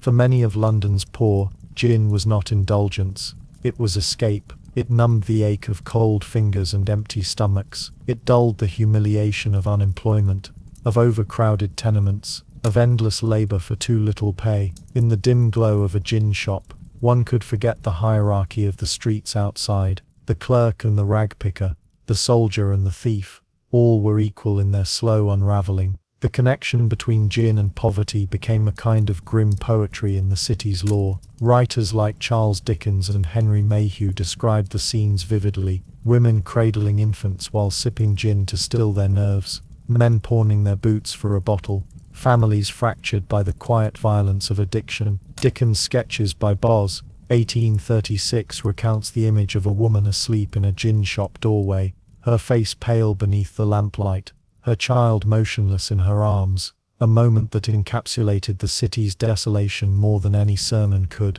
By midnight, the gin shops were full. Candles burned low, their flames struggling against the thick air. Conversations blurred into murmurs. Some patrons leaned heavily on the bar, eyes closed, swaying slightly to an unseen rhythm. Others quarreled in hoarse whispers, their tempers quickened by drink and despair. A crash of glass, a shouted curse, a sudden silence, and then the room exhaled, as if the tension itself had grown weary. Outside, the fog pressed against the windows, making the lamplight seem warmer by contrast. A few stragglers stumbled out into the night, their footsteps uneven, their breath steaming in the cold. They vanished into the labyrinth of alleys, toward the river, toward the bridges, toward nowhere in particular. Behind them, the door closed with a muffled thud, and the noise resumed inside. The authorities tolerated the gin shops, though not without unease. Police constables knew that raiding one could spark violence, and the courts were already burdened with the endless parade of petty crimes born from drunken poverty. Magistrates' reports from 1875 record thousands of arrests for public intoxication each month, with many offenders returning again and again, a revolving door of punishment and relapse. It was easier perhaps to let the fog swallow them than to try to reform them. As the night waned and the lamps burned out, the air inside grew heavy and stale. The last drinkers dozed where they sat, their heads bowed over the tables. The barkeep snuffed out the candles one by one, plunging the room into a darkness that felt almost merciful. Only the faint smell of juniper and smoke remained, a ghost of temporary comfort. Outside, the streets lay quiet, the fog still thick with the scent of coal. Somewhere in the distance, a church bell marked the approach of morning.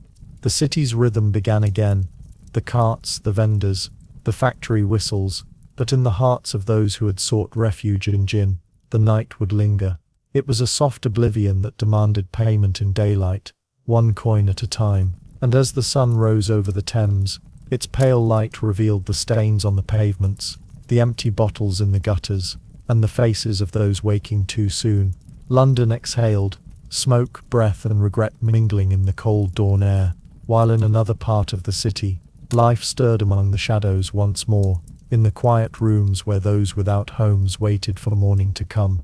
By the time the last drinkers stumbled homeward, and the first light began to touch the damp rooftops, a different rhythm stirred in the streets, the slow, steady clop of horses and the creak of wooden wheels. The cabmen of London were still awake, guiding their hansom cabs through the mist, like weary ghosts of the road. For them the night was not a time for rest, but for waiting, for passengers, for warmth, for dawn. And in a city that offered little comfort to its working poor, a quiet mercy awaited them in the form of the cabmen's shelter.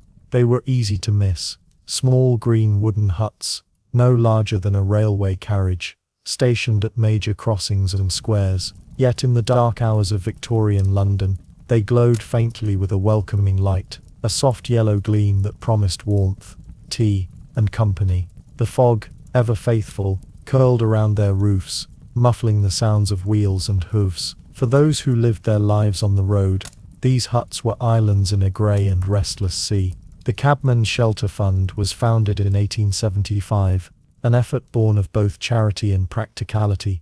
Before their creation, drivers had few places to rest during their long shifts. Many were forced to seek refuge in public houses, where gin offered warmth, but dulled the senses. A drunk cabman meant danger on the roads, for himself, his horse and his passengers. The shelters, therefore, were meant not only to protect the drivers from the elements, but also from temptation. The rule was strict: no alcohol, no gambling, no swearing. Inside, all was meant to be orderly and sober, a refuge in every sense of the word. Within the shelter's narrow walls, the world outside seemed to dissolve. A single coal stove burned steadily in one corner, filling the air with a dry warmth that felt almost sacred after hours in the cold.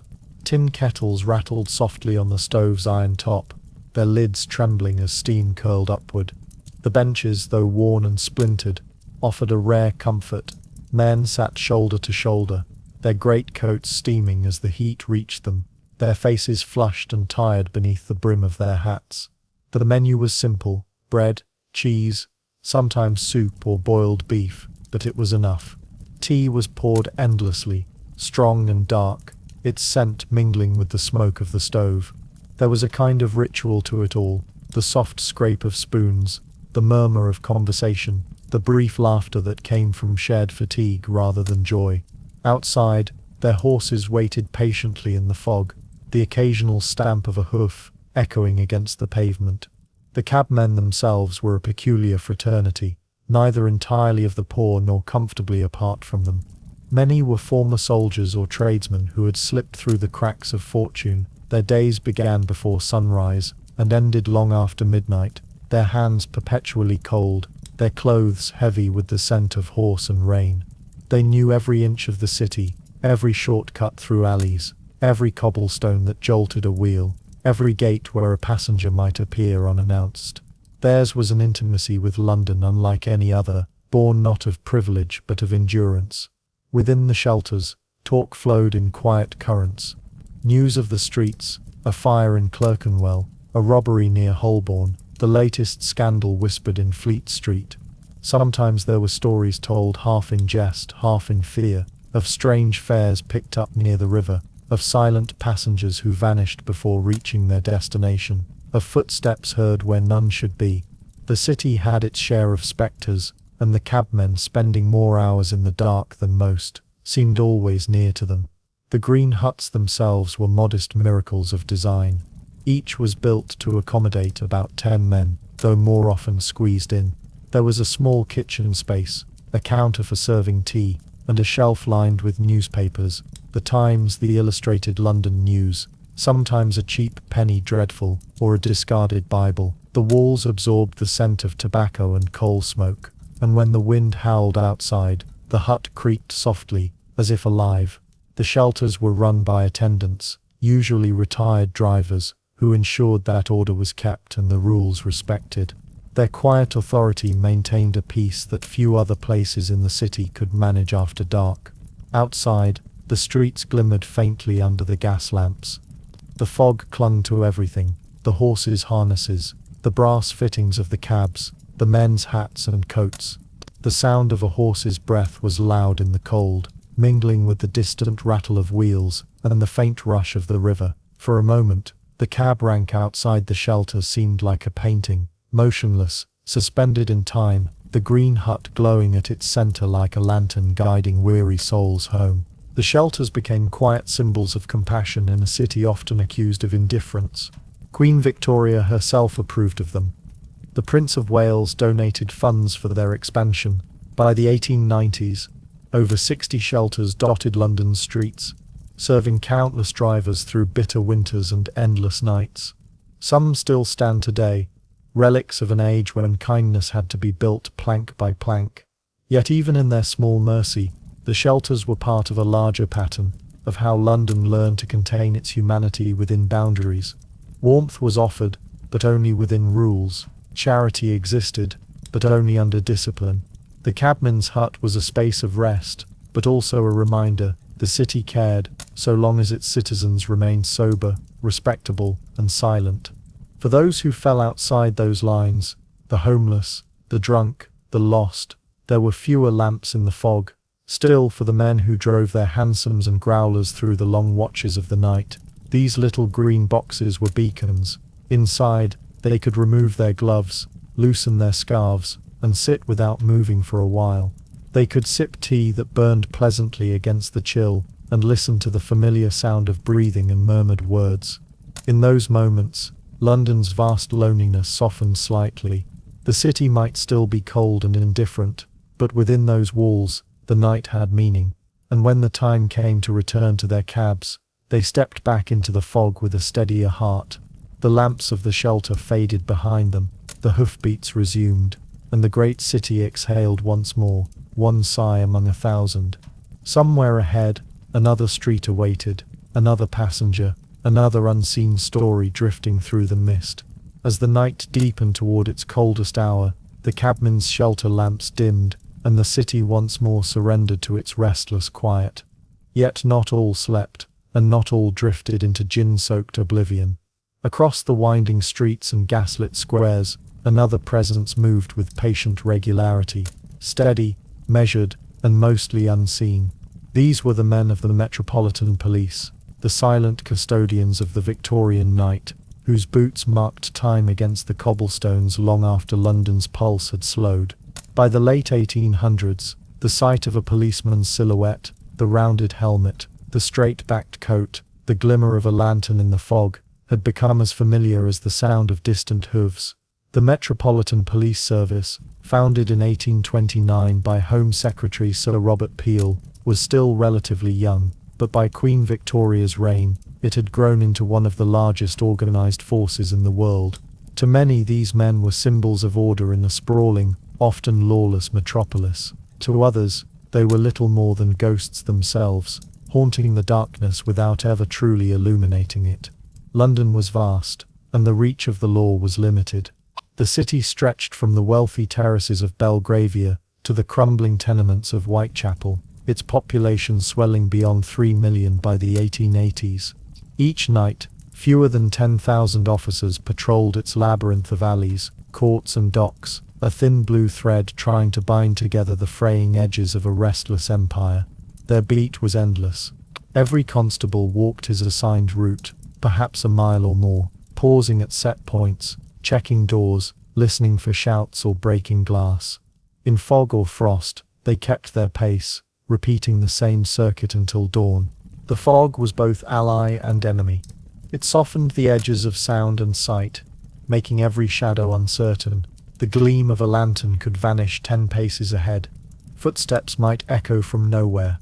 Many officers spoke of nights where they felt utterly alone, the whole city reduced to a dim blur of shapes and murmurs. You could hear the river breathe, one constable later recalled, but not your own partner 10 yards off. In those moments, the line between vigilance and fear was very thin. Their tools were simple: a wooden truncheon, a whistle, and a small bullseye lantern with a shuttered beam. The whistle, introduced in the 1880s, could summon aid from nearby officers, though in the narrow alleys of the East End, even that sharp note was often swallowed by fog. Most relied on instinct and routine, the careful memorization of faces and corners. A constable who knew his beat was said to know its heart. The lodgers, the night workers, the beggars, the shadows that should be there and those that should not. In the more prosperous quarters, Mayfair, Kensington and Westminster, the police presence was reassuring. Their steps echoed on clean pavements, their lamps reflected in polished windows. But in districts like Whitechapel, Spitalfields, and Stepney, where crime and poverty intertwined, their presence was both feared and doubted. Many residents saw them as intruders, outsiders who could never understand the desperation that drove theft, smuggling, or worse. Others, particularly women walking alone, regarded them as the only fragile thread between safety and the dark. It was in these poorer districts that the night grew truly dangerous.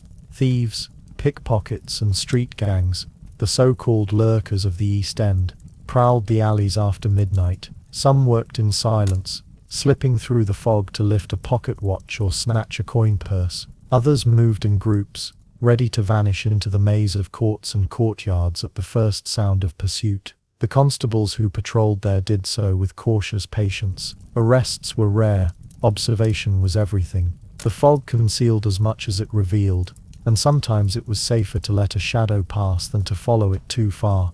The relationship between the police and the public was uneasy at best, though the uniform was designed to appear non-military, dark blue not red, and though officers were instructed to act with restraint, early decades were marked by distrust. Workers' riots, hunger marches and protests had cast suspicion on authority. The police were often accused of siding with landlords and factory owners, of protecting the rich while turning a blind eye to the poor. Even as the force professionalized, the stigma lingered.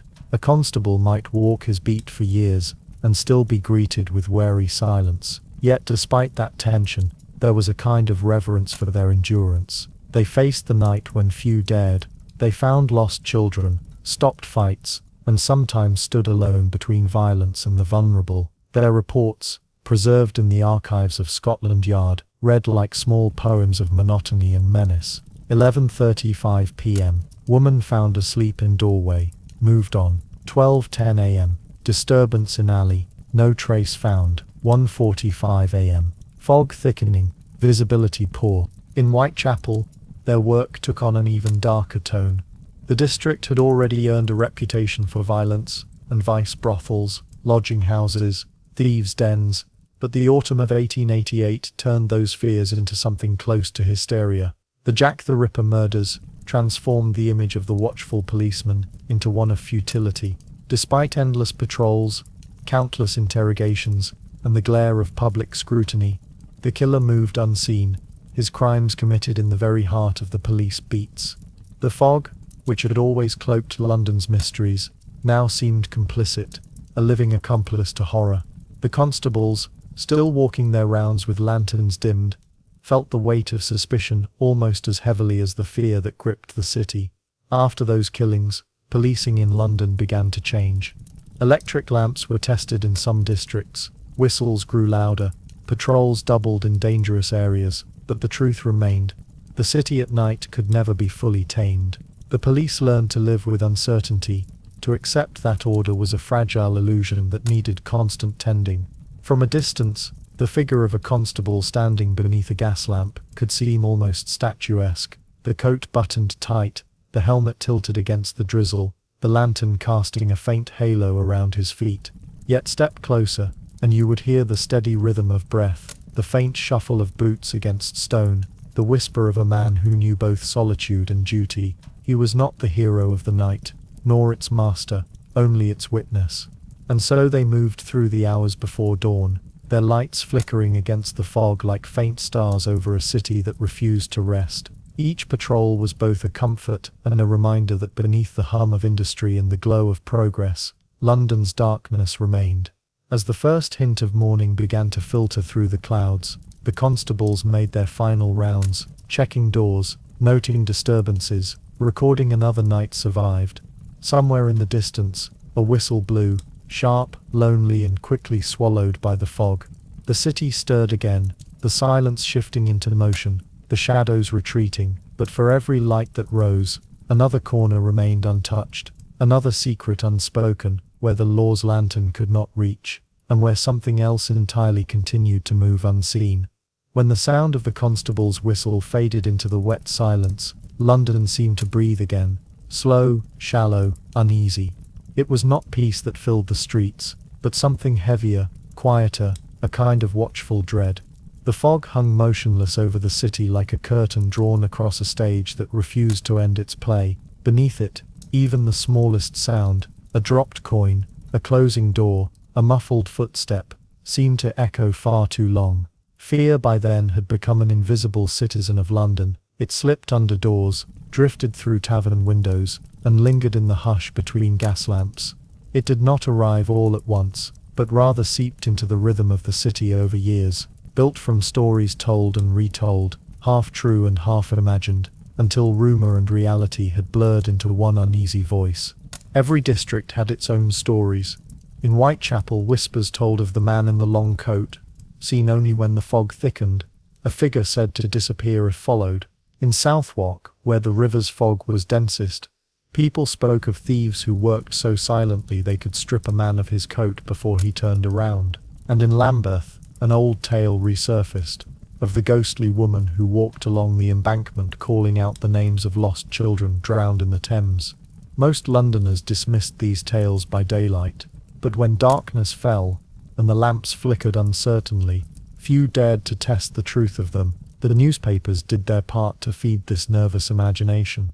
By the late Victorian years, the city's presses ran day and night, filling columns with crime reports, disappearances, and grisly discoveries dredged from the river mud. Sensational journalism, what the papers called penny dreadfuls, turned every alley into a possible crime scene, every stranger into a suspect. The murder of Eliza Grimwood in 1838, the Bermondsey Horror of 1849, the Ripper murders of 1888, each became part of a growing mythology of urban terror. Even those who never set foot east of Aldgate could describe the sound of those imagined footsteps, the glint of a knife, the gasp of the fog closing over the scene. Fear was not confined to the poor districts. In the elegant drawing rooms of Kensington and Bloomsbury, respectable families began locking their doors earlier. Gentlemen, returning home from clubs, carried canes with hidden blades. Women walking after dusk were accompanied by servants or took hansom cabs, even for short distances. Locksmiths thrived. The sale of burglar alarms, little more than bells on strings, doubled within a decade. Safety had become an industry. Yet the true source of fear was not always crime itself, but uncertainty. The city was changing faster than its people could understand. The new railways cut through ancient neighborhoods. Tunnels opened beneath the river. Telegraph wires hummed with invisible messages. London was spreading outward and downward, swallowing its past as it grew. To live there was to exist in constant noise, light, and movement, but also in constant isolation. The crowd became a kind of darkness in itself. Countless faces passing through the fog, each unknown, each unknowable. Writers and social observers of the age began to notice this unease. Charles Dickens, wandering the streets at night, wrote of the silence of the great city when it has sullenly gone to bed. Henry Mayhew, chronicler of London's working poor, recorded the testimonies of night scavengers and watchmen who spoke of a silence that moves. The philosopher Thomas Carlyle described the city's pulse as mechanical, monstrous, and melancholy. To them the night was not merely dark, it was alive with the quiet machinery of something too vast for comprehension. And then there were the fogs, not the clean mists of river mornings, but the choking yellowish pea-soupers of winter nights. They turned the very air into a stranger. A person could walk half a mile and never see another soul, could hear a voice, and not know from which direction it came. The fog blurred more than vision. It blurred trust, comfort, and distance. It made London feel as though it had folded in on itself, every street a possible trap, every echo a possible cry for help. By the late 19th century, the term London particular had come into use to describe these heavy fogs. Thick with coal smoke and chemical soot, they carried the breath of the city's thousands of chimneys, factories, and lamps. Breathing it left a taste like iron on the tongue. Children coughed black phlegm, women pressed handkerchiefs to their faces. Even the horses blinked and stumbled as their nostrils filled with soot. But it was not only the lungs that it choked. It worked on the imagination. Fear grew best where sight failed. Those who worked at night felt it most. The lamplighters, the cabmen, the watchmen, the policemen, each developed his own small rituals of protection, a steady pace, a muttered prayer, the habit of glancing back over one's shoulder. Even the gas lamps themselves seemed to burn nervously, their light thinning and trembling in the fog. Sometimes the fear took stranger shapes. Reports appeared in newspapers of mysterious figures glimpsed in the gloom. Spring-heeled Jack, the leaping phantom said to terrorize the suburbs. The Black Trunk mystery of 1879, when a woman's remains were found near Charing Cross, or the stories of the monster, a shadowy man who slashed women's clothing in the 1790s, and whose legend seemed to return in the Victorian age. These tales blended the supernatural with the criminal, the old with the modern, proof that even in an age of progress, London still dreamt in nightmares. But perhaps the most haunting fear of all was not of ghosts or killers, but of loneliness. The city's millions lived close, yet knew almost no one. In tenements divided into hundreds of rooms, a scream could go unheard. In the fog, a passerby might brush a stranger's sleeve and never see their face again. To live in London was to live among millions of silhouettes, and to understand deep down that none would remember yours. As the night deepened, and the last pubs closed their shutters, the city's whisper of fear quieted, not because it was gone, but because it had settled deeper, like mist sinking into stone. The Thames moved unseen, the lamps flickered, and the watchmen resumed their slow, rhythmic patrol. The silence returned, but it was a different kind of silence now, not absence, but anticipation.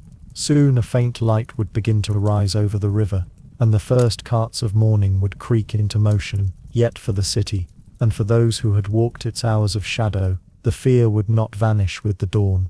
It would only hide, waiting to be remembered when the next night returned, bringing with it the familiar shiver, the uneasy whisper that London, beneath all its brilliance, still feared its own reflection in the fog.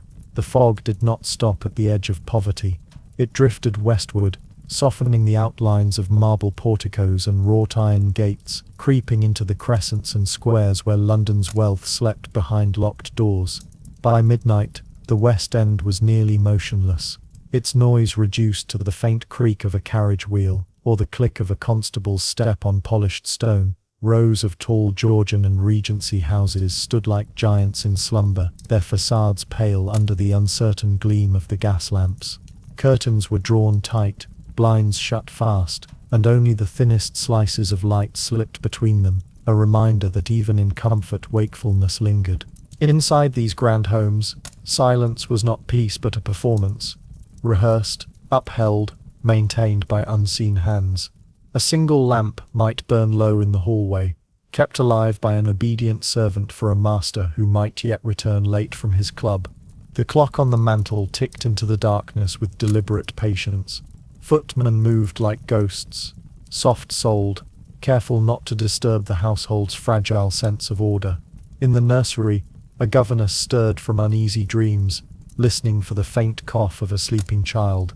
The rich, though far from the soot and stench of Whitechapel, were no less aware of the city's unrest. They read of it in their morning papers, discussed it over silver teapots, and locked their doors a little earlier each night. Fear, once the burden of the poor, had seeped upward. Behind their carved doors and polished brass knockers, the upper classes built fortresses of propriety and ritual. Windows were double-locked, dogs kept in basements, and bells wired from servants' rooms to bedrooms, an elaborate network of vigilance, designed not only to keep danger out, but to reassure those within that they were still apart from it. The West End of London, encompassing Mayfair, Belgravia, and the elegant squares of Bloomsbury, had by the mid-19th century become the symbolic heart of respectability. Its houses were built for display as much as for comfort, tall, narrow, and symmetrical, their interiors arranged according to social hierarchy. Drawing rooms and ballrooms faced the street, servants' quarters hid behind or below. The family occupied the first and second floors, the servants the attic or basement. Even the architecture whispered of division, a city of classes contained within each house. But at night, those distinctions blurred.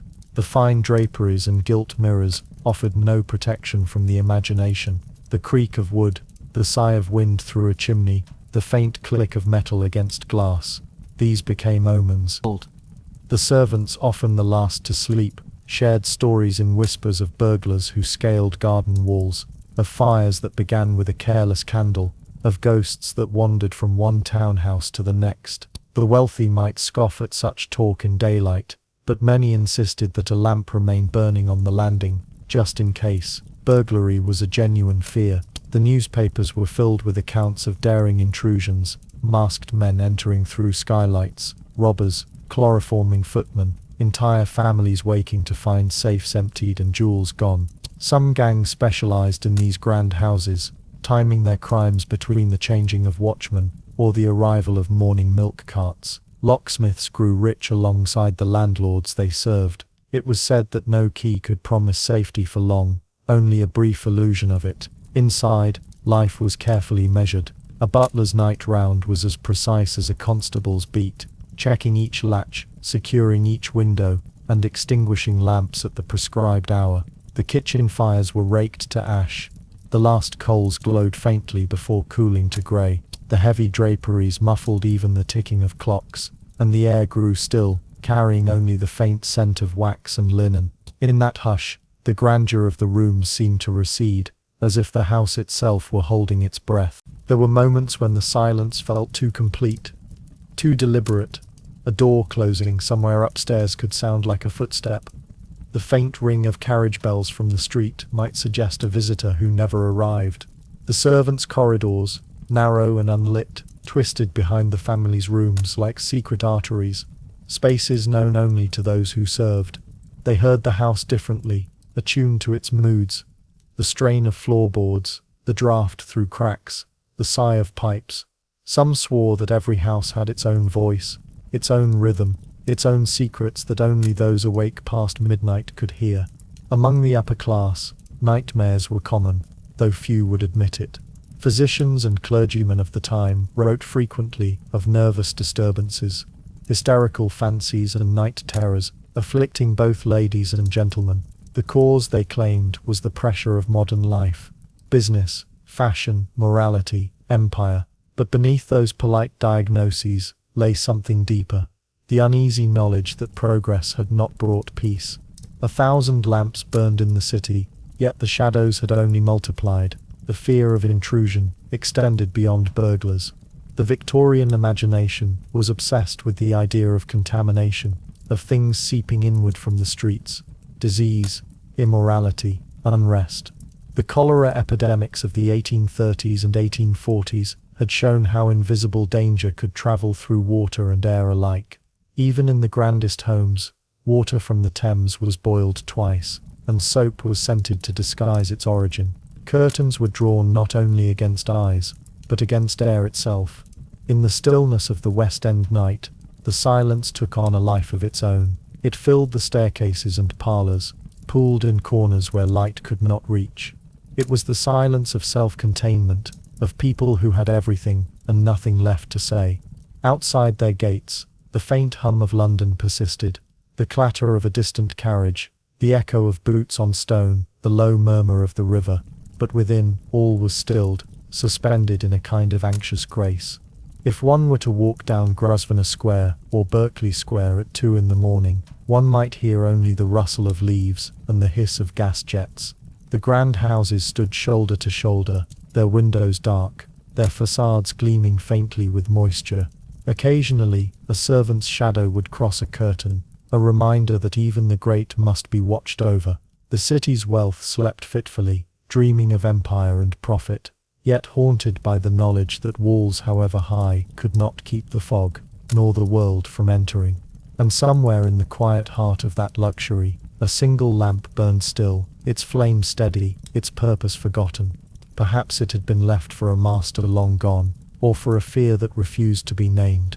In that light, faint and unwavering, the silent houses seemed less like fortresses, and more like sentinels, standing watch not against thieves or spirits, but against their own reflection in the darkness. For beyond those locked gates, the rest of London was still awake, the market stirring, the watchman pacing, the river whispering beneath the bridges. The city's heartbeat continued, low and distant, echoing faintly against the marble and stone. From the quiet streets of Belgravia to the winding alleys of Whitechapel, the fog rose like smoke from 1,000 hidden fires, though in truth it was smoke that made the fog. All across London, from the river banks to the hills of Hampstead, chimneys exhaled into the cold air, their breath merging into one continuous shroud that hung over the city. To look down from a rooftop, if one dared to climb so high, was to see an ocean of slate and brick pierced by countless stacks, each releasing its slow, steady sigh into the sky. The sight was strangely alive. The chimneys, built in every size and shape, squat or slender, clustered or solitary, seemed like organs of the same immense creature. From them drifted the residue of the city's unending labor, the fires of kitchens, the furnaces of factories, the hearths of drawing rooms, the stoves of workhouses. Each puff of smoke carried a fragment of life, a moment of warmth, a meal, a breath, a struggle, and together they formed the dark canopy that made the stars vanish. The industrial age had given London its brilliance by day, its railways, its bridges, its ceaseless commerce. But by night, it gave the city a kind of weary respiration. Coal was its blood, fire, its heartbeat. By the mid-19th century, more than 1 million chimneys lined the skyline, serving not only homes but breweries, textile works, candle makers, printing presses, and the endless rows of bakeries that fed the metropolis. The air itself seemed to thicken with the city's own fatigue. Even the rain, when it came, carried soot that stained the windowsills black. For those awake in the small hours, the lamplighters, the night watchmen, the early market porters, the chimneys were a constant presence. Their silhouettes cut jagged patterns against the dull glow of the gas lamps below. Occasionally, a stray spark would rise and vanish into the fog, a brief imitation of a star. The faint crackle of distant fires could sometimes be heard through the stillness, a reminder that beneath the calm surface of the night, the machinery of life was still burning, unseen. In the East End, where the factories stood close together, the chimneys leaned like weary sentinels over the narrow streets. Their smoke poured into the same air the poor had to breathe, thickening with every hour. Even indoors, the soot found its way through cracks and curtains, settling in a fine black dust over furniture and faces alike. To sleep was to inhale the city, to wake was to wear it. The great novelist Charles Dickens had written of this when he described London's atmosphere as a dense, brown, oppressive cloud, hanging like a blanket over its inhabitants. The chimney sweep was one of the city's earliest and most tragic night workers. Though laws had improved by the mid-1800s, many still sent small boys up the narrow flues, armed with little more than a brush and a burlap sack. They worked by candlelight, scraping away soot that clung like tar. For them, night and day made little difference. Both were dark, both filled with ash. The air above London carried their labor, invisible yet inescapable. Higher still, on rooftops and towers, The view was otherworldly. The fog shimmered faintly in the dim reflection of 1,000 gas lamps, giving the illusion of a glowing sea. Church spires and chimneys pierced through it like masts. Somewhere beyond, the Thames curved silently, a darker line in the murk. The city stretched on without horizon, a continuous sprawl of rooftops, each one exhaling. It was a sight both majestic and suffocating, beauty made from exhaustion. Those who looked out from upper windows, the lonely servants in attic rooms, the sleepless masters pacing their studies, saw this strange, unending landscape and often mistook it for weather alone. But the smog, or London particular, was no accident of climate. It was human-made, the visible consequence of progress.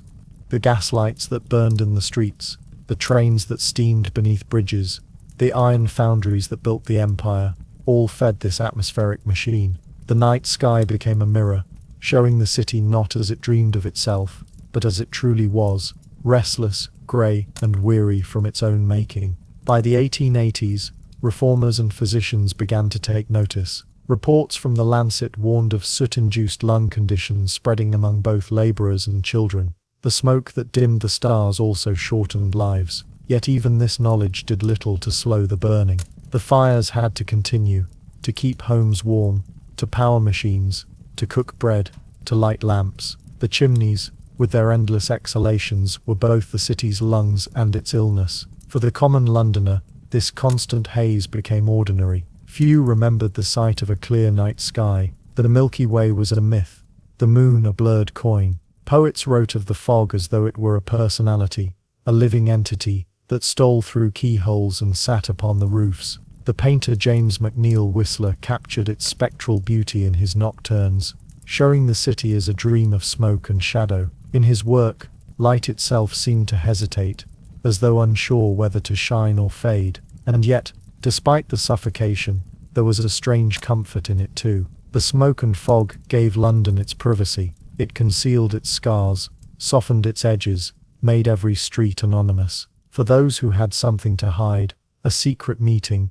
a hurried crime, a whispered sin, the haze was a friend. The night became a confessional without walls. By 3 in the morning, the air grew colder. The fires in many hearths began to wane, their smoke thinning as families slept, and factories paused. For a few moments, the sky lightened slightly, not from dawn, but from relief. Yet the silence remained, deep and unbroken. The city lay beneath its own veil, dreaming of itself. From above, London seemed infinite, a vast body of brick and light breathing beneath a single cloud of its own making. The endless chimneys, those slender monuments of labour and endurance, stood like the organs of something ancient and mechanical. Their steady sigh was the city's lullaby, and its lament. And as the first pale shimmer of morning began to rise behind the fog, the chimneys kept their rhythm, unbothered, unchanging, faithful to the cycle that made the city live and choke and live again. London's night,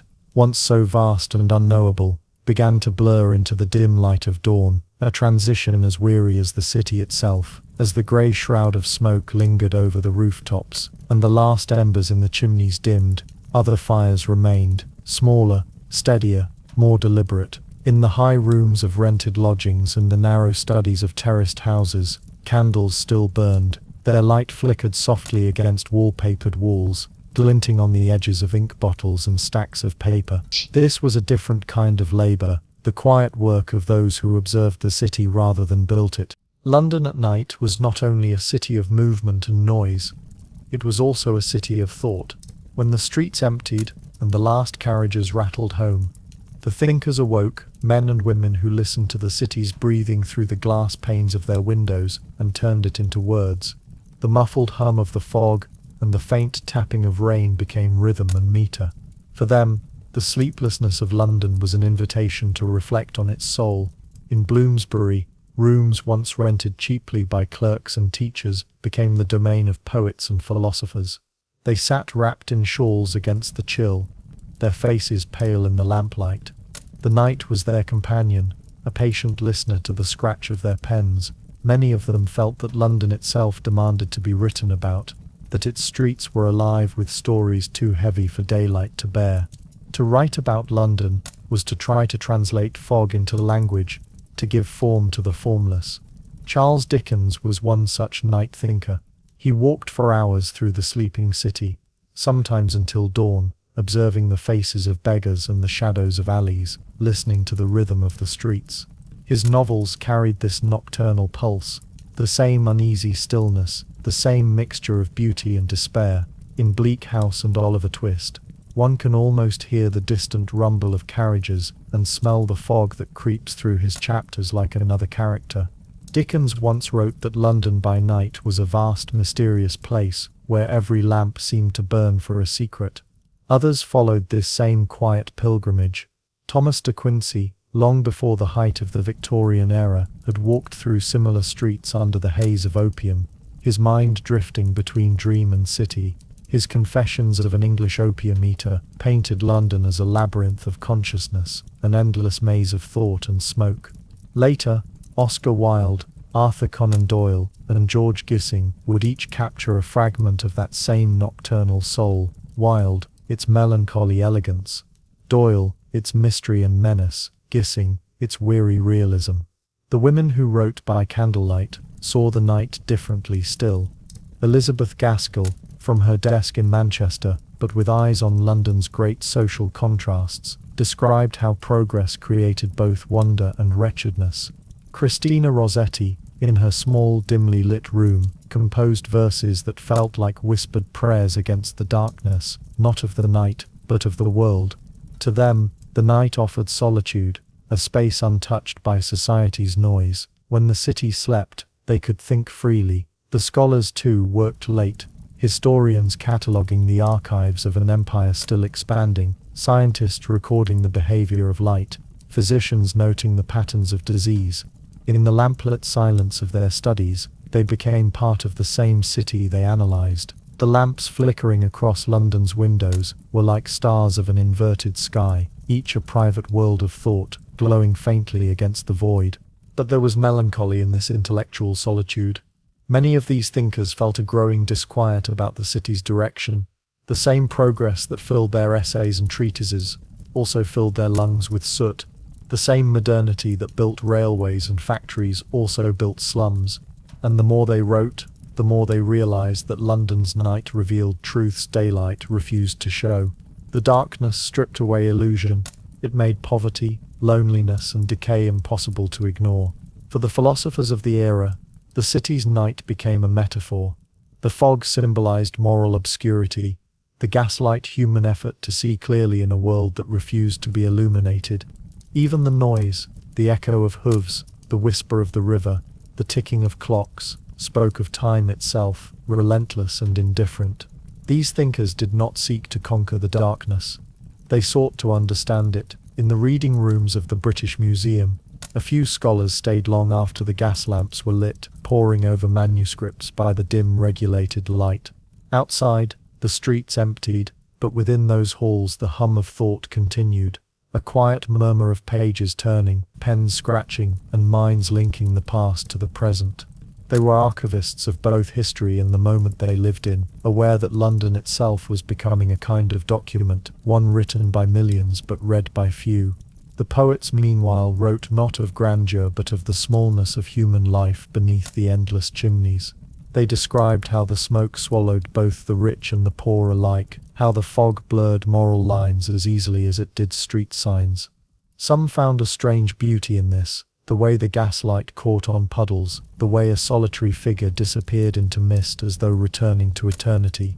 The city became a cathedral without religion, its congregation made of workers, dreamers, and wanderers. The act of writing at night was itself a rebellion against oblivion. Every word was a small light, fragile, flickering, but real. To write was to resist being swallowed by the fog, to insist that the city's memory mattered. The writers knew that one day London's smog would lift, its streets would change, and its voices might be forgotten. So they captured it. Quietly, faithfully, the sigh of the river, the cry of the factory whistle, the silence of the bridges. When morning approached, the candles burned low, ink thickened in the wells, papers curled with the damp. A faint grey began to seep through the curtains, signalling another day of noise and movement. The thinkers and writers, their eyes heavy, leaned back from their desks and listened to the first carts rumbling through the streets. The world was waking, their work was done, though no one would see it yet. In the silence between night and dawn, London exhaled again, through its chimneys, its river, and its restless human minds. The city was not only lived in, it was being recorded, mourned, and mythologized. The night thinkers had turned the unseen into memory, and their words would linger long after the fog cleared. As the fog slowly thinned in places, just enough to hint at shapes beneath its grey mantle, the low, sonorous toll of a church bell echoed across the sleeping city. Its sound did not carry celebration or mourning, it simply measured time, steady and impartial, indifferent to the lives beneath it. In the shadowed streets, the toll reverberated against brick and stone, filling alleys and squares with a gentle, unhurried rhythm. The bells were not loud enough to startle, yet persistent enough to signal that another night was ending, and yet, in a sense, nothing had truly changed. The sound of the bells drew attention to the subtle stirrings of early morning life. Bakeries, which had lain dormant during the deepest hours of night, now rekindled their fires. Ovens glowed faintly through the windows, the scent of yeast and bread blending with the lingering smoke and fog. Carters awakened their horses, rubbing down their coats and harnessing them for the day ahead. Wooden wheels creaked against cobblestones as the first carts, laden with flour, milk and vegetables, began to roll toward markets that would soon teem with life. London's rhythm, so patient and deliberate during the night, now shifted imperceptibly, from a slow heartbeat to a tentative pulse. The fog, thick enough to obscure details, seemed to retreat reluctantly in response to the faint increase in movement and sound. The city remained subdued, almost somnolent, but signs of activity hinted at what was to come. In the market districts, stallholders emerged, checking the sturdiness of their tables and the freshness of early produce. The first cries of street vendors called across narrow lanes, their voices muted by the lingering mist, but unmistakable to those who listened. The people who were awake to witness this transition, bakers, porters, cabmen and night watchmen, knew these hours intimately. They had traversed the city's streets when it was entirely still, when the fog seemed sentient and the gas lamps cast more shadows than light. Now as dawn approached, the streets began to feel larger, less menacing, yet somehow still inhabited by the memory of the night. Footsteps echoed differently against the cobbles. They were lighter, faster, and more purposeful. The city exhaled, a long measured sigh, after the tension of darkness. Even in quieter residential areas, the sound of bells and the stirrings of the day carried significance. Household servants moved through kitchens and corridors, preparing for the family's morning routines. Fires were fed, water carried, and breakfast begun, small rituals that restored order after the long night. For many this was not a joyous moment, but a necessary one. The night had taken much from Londoners, time, rest and security, and the first movement of day reclaimed only a part of it. The bells also served as reminders of continuity and constancy. Church towers dotted the skyline, their chimes cutting through the fog, threading the city together with sound. Whether in the heart of the East End or among the quiet squares of the West, the bells were universal, a signal that life persisted despite darkness, smoke and fog. They offered a rhythmic anchor to a city that could otherwise feel vast, unpredictable, and indifferent. Meanwhile, the docks along the Thames saw early stirrings as well. Barges, once still in the night, began to shift with the tide and labourers' movements. Dockhands prepared ropes, coiled nets, and cleaned decks as the first hints of light met the dark waters. The river, previously muffled and mysterious, now reflected the faint glow of lanterns carried by workers, and the occasional flicker of gas lamps along the quays. Even the seemingly indifferent river became part of the city's awakening, a silent partner in the rhythm of work and industry. Markets themselves were still largely quiet, a liminal space between night and day. Stallholders arranged fruits, vegetables, meats and baked goods in preparation for the bustling hours to come. The air smelled of wet cobblestone, bread and smoke, mingled with the faint tang of the Thames drifting upriver. In this half-light, London appeared to inhabit both worlds, the lingering realm of shadows, and the tentative domain of day. The city's nocturnal fears, though not entirely gone, were softened by movement, smell, and sound, a reminder that darkness had not vanquished life, but had delayed it. In residential districts, early risers prepared for work or study, moving softly to avoid waking sleeping family members. The faint scuff of boots, the clink of dishes, the rustle of linens, each sound punctuated the city's gradual reanimation. Yet even as movement increased, the night's impression remained, lingering fog patches, shadowed corners, and the memory of silence and threat that had lain across every street and alley. It was this duality, the coexistence of fear and normalcy, that made Victorian London so uniquely haunting. The bell tolls faded, replaced now by the growing chorus of human activity. Hawkers calling, horses snorting, wheels rolling, and the occasional shout of a dock worker or porter. The night, though receding, was never truly gone.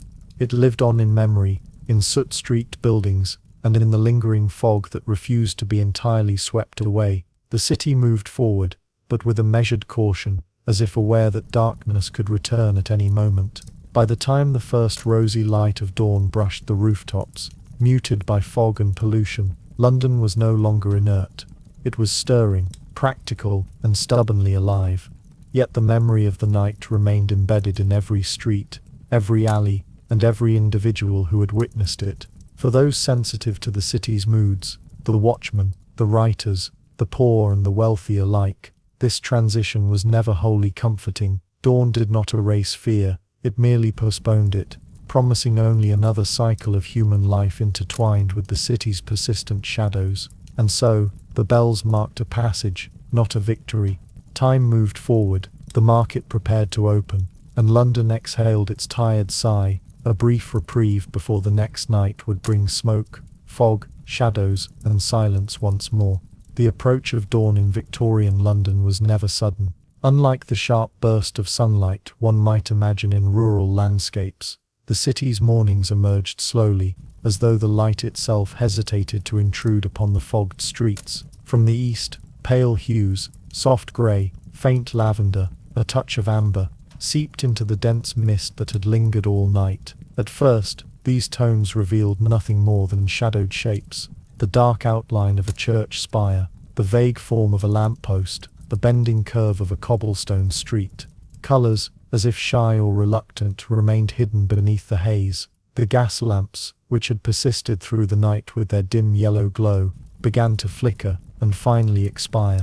Their light, once sharp against puddles and fog, lost its purpose as the fragile clarity of dawn approached. Some lamps sputtered in protest, throwing brief flares of shadow before extinguishing completely. Others, carefully maintained by lamplighters who had begun their rounds long before sunrise, were slowly dismantled or allowed to die out. The city seemed to exhale at once, a long collective breath signaling that the night had, for now, ended. With the fog gradually retreating, the contours of the streets and buildings emerged, softened but unmistakable. Houses appeared as pale rectangles, their windows catching faint reflections of the waking sky. Chimneys, which had exhaled endlessly during the hours of darkness, now stood stark against the gradually brightening atmosphere, smoke curling thinly toward the sky before dissipating into nothing. The streets, previously muffled and secretive, were now audible in their mundane activity. Footsteps of early risers, the distant clip-clop of cab horses returning to the stables, and the low rumble of delivery carts making their way to markets and shops. Despite this reanimation, the city did not feel entirely safe or at ease. The exhaustion of another night lingered in the damp air, and soot-stained walls, puddles, left behind by evening rain, reflected the pallid light of dawn, creating ghostly duplicates of people and buildings that shifted with every motion. Alleyways, familiar in daylight, still seemed menacing when glimpsed from a distance, narrow chasms, where darkness might yet reside. Even as London resumed its familiar rhythm, remnants of the night's terrors persisted, not in visible form, but in memory, in mood, and in the stories whispered at the edges of the city. The markets and bakeries, now active, brought with them the smells of bread, roasting meat, and fresh produce. Porters shouted across narrow lanes, coordinating deliveries, and exchanging routine greetings. Merchants unrolled their wares, and the first customers, mostly workers and the poor, arrived to purchase breakfast or necessities for the day. Yet beneath the ordinary movement, there remained a subtle tension. The streets had been emptied and tested by darkness, and the city's people moved with cautious awareness, habituated to the idea that danger could linger just beyond perception. The River Thames, which had carried its nightly murmur and secrets under the cloak of darkness, now reflected a pale and washed-out sky. Barges and boats resumed their work, guided by early morning pilots who knew every bend and curve. Seagulls began to wheel overhead, their calls sharp against the softened sounds of human activity. Even as the day officially began, the river retained a sense of mystery, carrying the night's residue, discarded coal, soot, and the unseen traces of lives that had unfolded in the dark. For the wealthier districts, the morning brought relief more than fear. Servants prepared breakfast for families, households resumed their routines, and windows reflected the gradually brightening streets. Yet the West End too bore the lingering imprint of night. The quiet corners, the dark alleys behind grand homes, the abandoned streets, where even the wealthy could not entirely shield themselves from the city's vast, unpredictable energy. The night had been long, and its memory did not vanish with sunlight. It simply receded into the background, waiting for the next cycle. And still, the city's heartbeat was uneven. Noise of commerce, haggling, and the opening of shops created a sense of forward motion, but shadows remained in doorways, and the streets held residual dampness and fog. The contrast between the night and the morning was stark yet subtle. Night had imposed fear, mystery, and introspection. Morning returned practicality, routine, and muted awareness. Neither could exist without the other. The city, it seemed, required this cycle to maintain its character, a rhythm of darkness and light, terror and continuity. Thus, Victorian London greeted the day without celebration. It was not reborn, it merely continued. The terrors of the night were not erased. They were replaced by the fatigue of survival and the endurance of another day. Citizens moved forward, carrying the remnants of the night with them, the soot on their clothes, the fog in their lungs, the memory of shadowed alleys, the dim glow of lamps, and the silent witness of the river. The city itself was exhausted, yet vigilant, ready to repeat its patterns once darkness returned. By the time the pale light fully illuminated the streets, the city had resumed its ordinary rhythm. Carriages rattled along cobbles, market cries filled the air, and labourers carried on with their early tasks. Yet, if one looked carefully, the lingering mist of night still hovered over certain corners, and the memory of shadows of fear and of smoke remained palpable. London was never entirely free of its night. It simply transformed it into quiet endurance, a subdued awareness that life, however exhausting or frightening, continued. Even as the day advanced, the streets of London were bathed in pale light, and the fog had largely lifted. The city retained traces of the night. It lingered not as a tangible entity but as a residue, in the uneven faces of those who had laboured through the darkness, in the damp soot clinging stubbornly to the brickwork of houses, in the faint stains left on cobblestones by last night's rain or coal smoke. Each building seemed to carry its nocturnal history. Each alley whispered fragments of what had occurred when lamps flickered and shadows deepened. The city's night, though departed in a literal sense, continued to inhabit the consciousness of those who observed and endured it. For those who had worked through the hours of darkness, the bakers who stirred ovens before dawn, the cabmen who navigated empty streets, the watchmen patrolling alleys, and the scholars and writers recording the quiet truths of life, the memory of night remained vivid.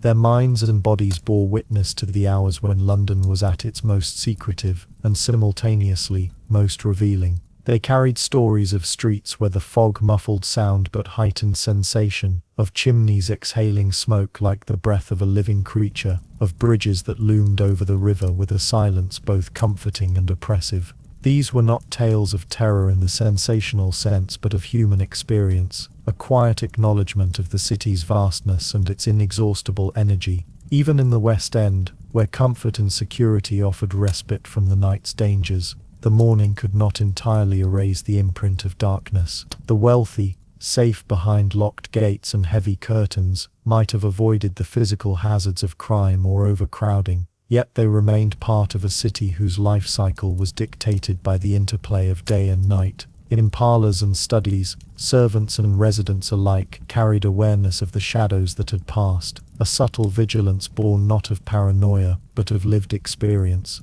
To walk the streets after nightfall, even after daylight returned, was to recognize that the city had layers, visible and invisible, benign and menacing, both mundane and extraordinary. The River Thames, now glinting faintly in morning light, reflected this duality. Its waters, which had whispered secrets through the night, now shimmered with the activity of barges, boats and labourers. Yet beneath this surface calm, the river remembered the night, the unseen passage of cargo, the fleeting figures crossing its bridges, the echoes of footsteps that had vanished into fog. London in this sense was a palimpsest, each day written over the previous, each night leaving traces that could not be entirely erased.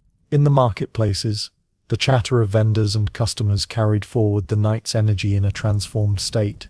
The smells, sounds, and rhythms that had defined darkness, bread baking, coal fires smouldering, wheels on cobblestones, now persisted in a brighter, more regulated form. Life continued, cyclical and methodical, yet it bore the memory of the hours when the city had seemed both vast and intimate, terrifying and strangely comforting. The street itself became a repository of memory, recording human endurance and interaction, as surely as ink on parchment or smoke rising from chimneys. Writers and thinkers, for their part, reflected on these remnants. Scholars noted that the night's quiet allowed observation otherwise impossible in the commotion of day. Poets found metaphors in fog, lamplight, and shadows. Philosophers considered the duality of darkness and human activity, noting how fear and labour, observation and imagination, intertwined. Even when the city was fully awake, the night's memory lingered in literature, in diaries, in ephemeral notes scratched in candlelight. London, in this sense, was not merely a physical location, but a living chronicle, one that required attentive eyes and reflective minds to comprehend fully.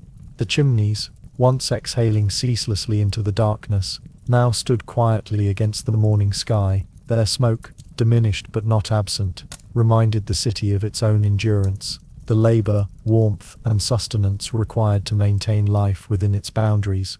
The soot on walls and the ash in gutters bore witness to the continuous struggle of human existence, a testament to both resilience and vulnerability. Even the grandest architectural feats, bridges, towers, and public buildings, retained traces of the night's presence, faint shadows cast by the rising sun, the residue of fog that clung stubbornly to stone and metal. For the people of London, the day offered work, routine, and necessity, but it could not erase entirely what had come before. Every glance at a narrow alley, every inhalation of fog-laden air, every observation of lingering soot reminded them that the night had existed, and that it would return. The city's character depended upon this tension, the knowledge that darkness and light, danger and safety, labour and repose, all coexisted within the same streets. Ultimately, Victorian London by night was not a nightmare in the sensational sense. It was a mirror of its era. It revealed the scale of human ambition,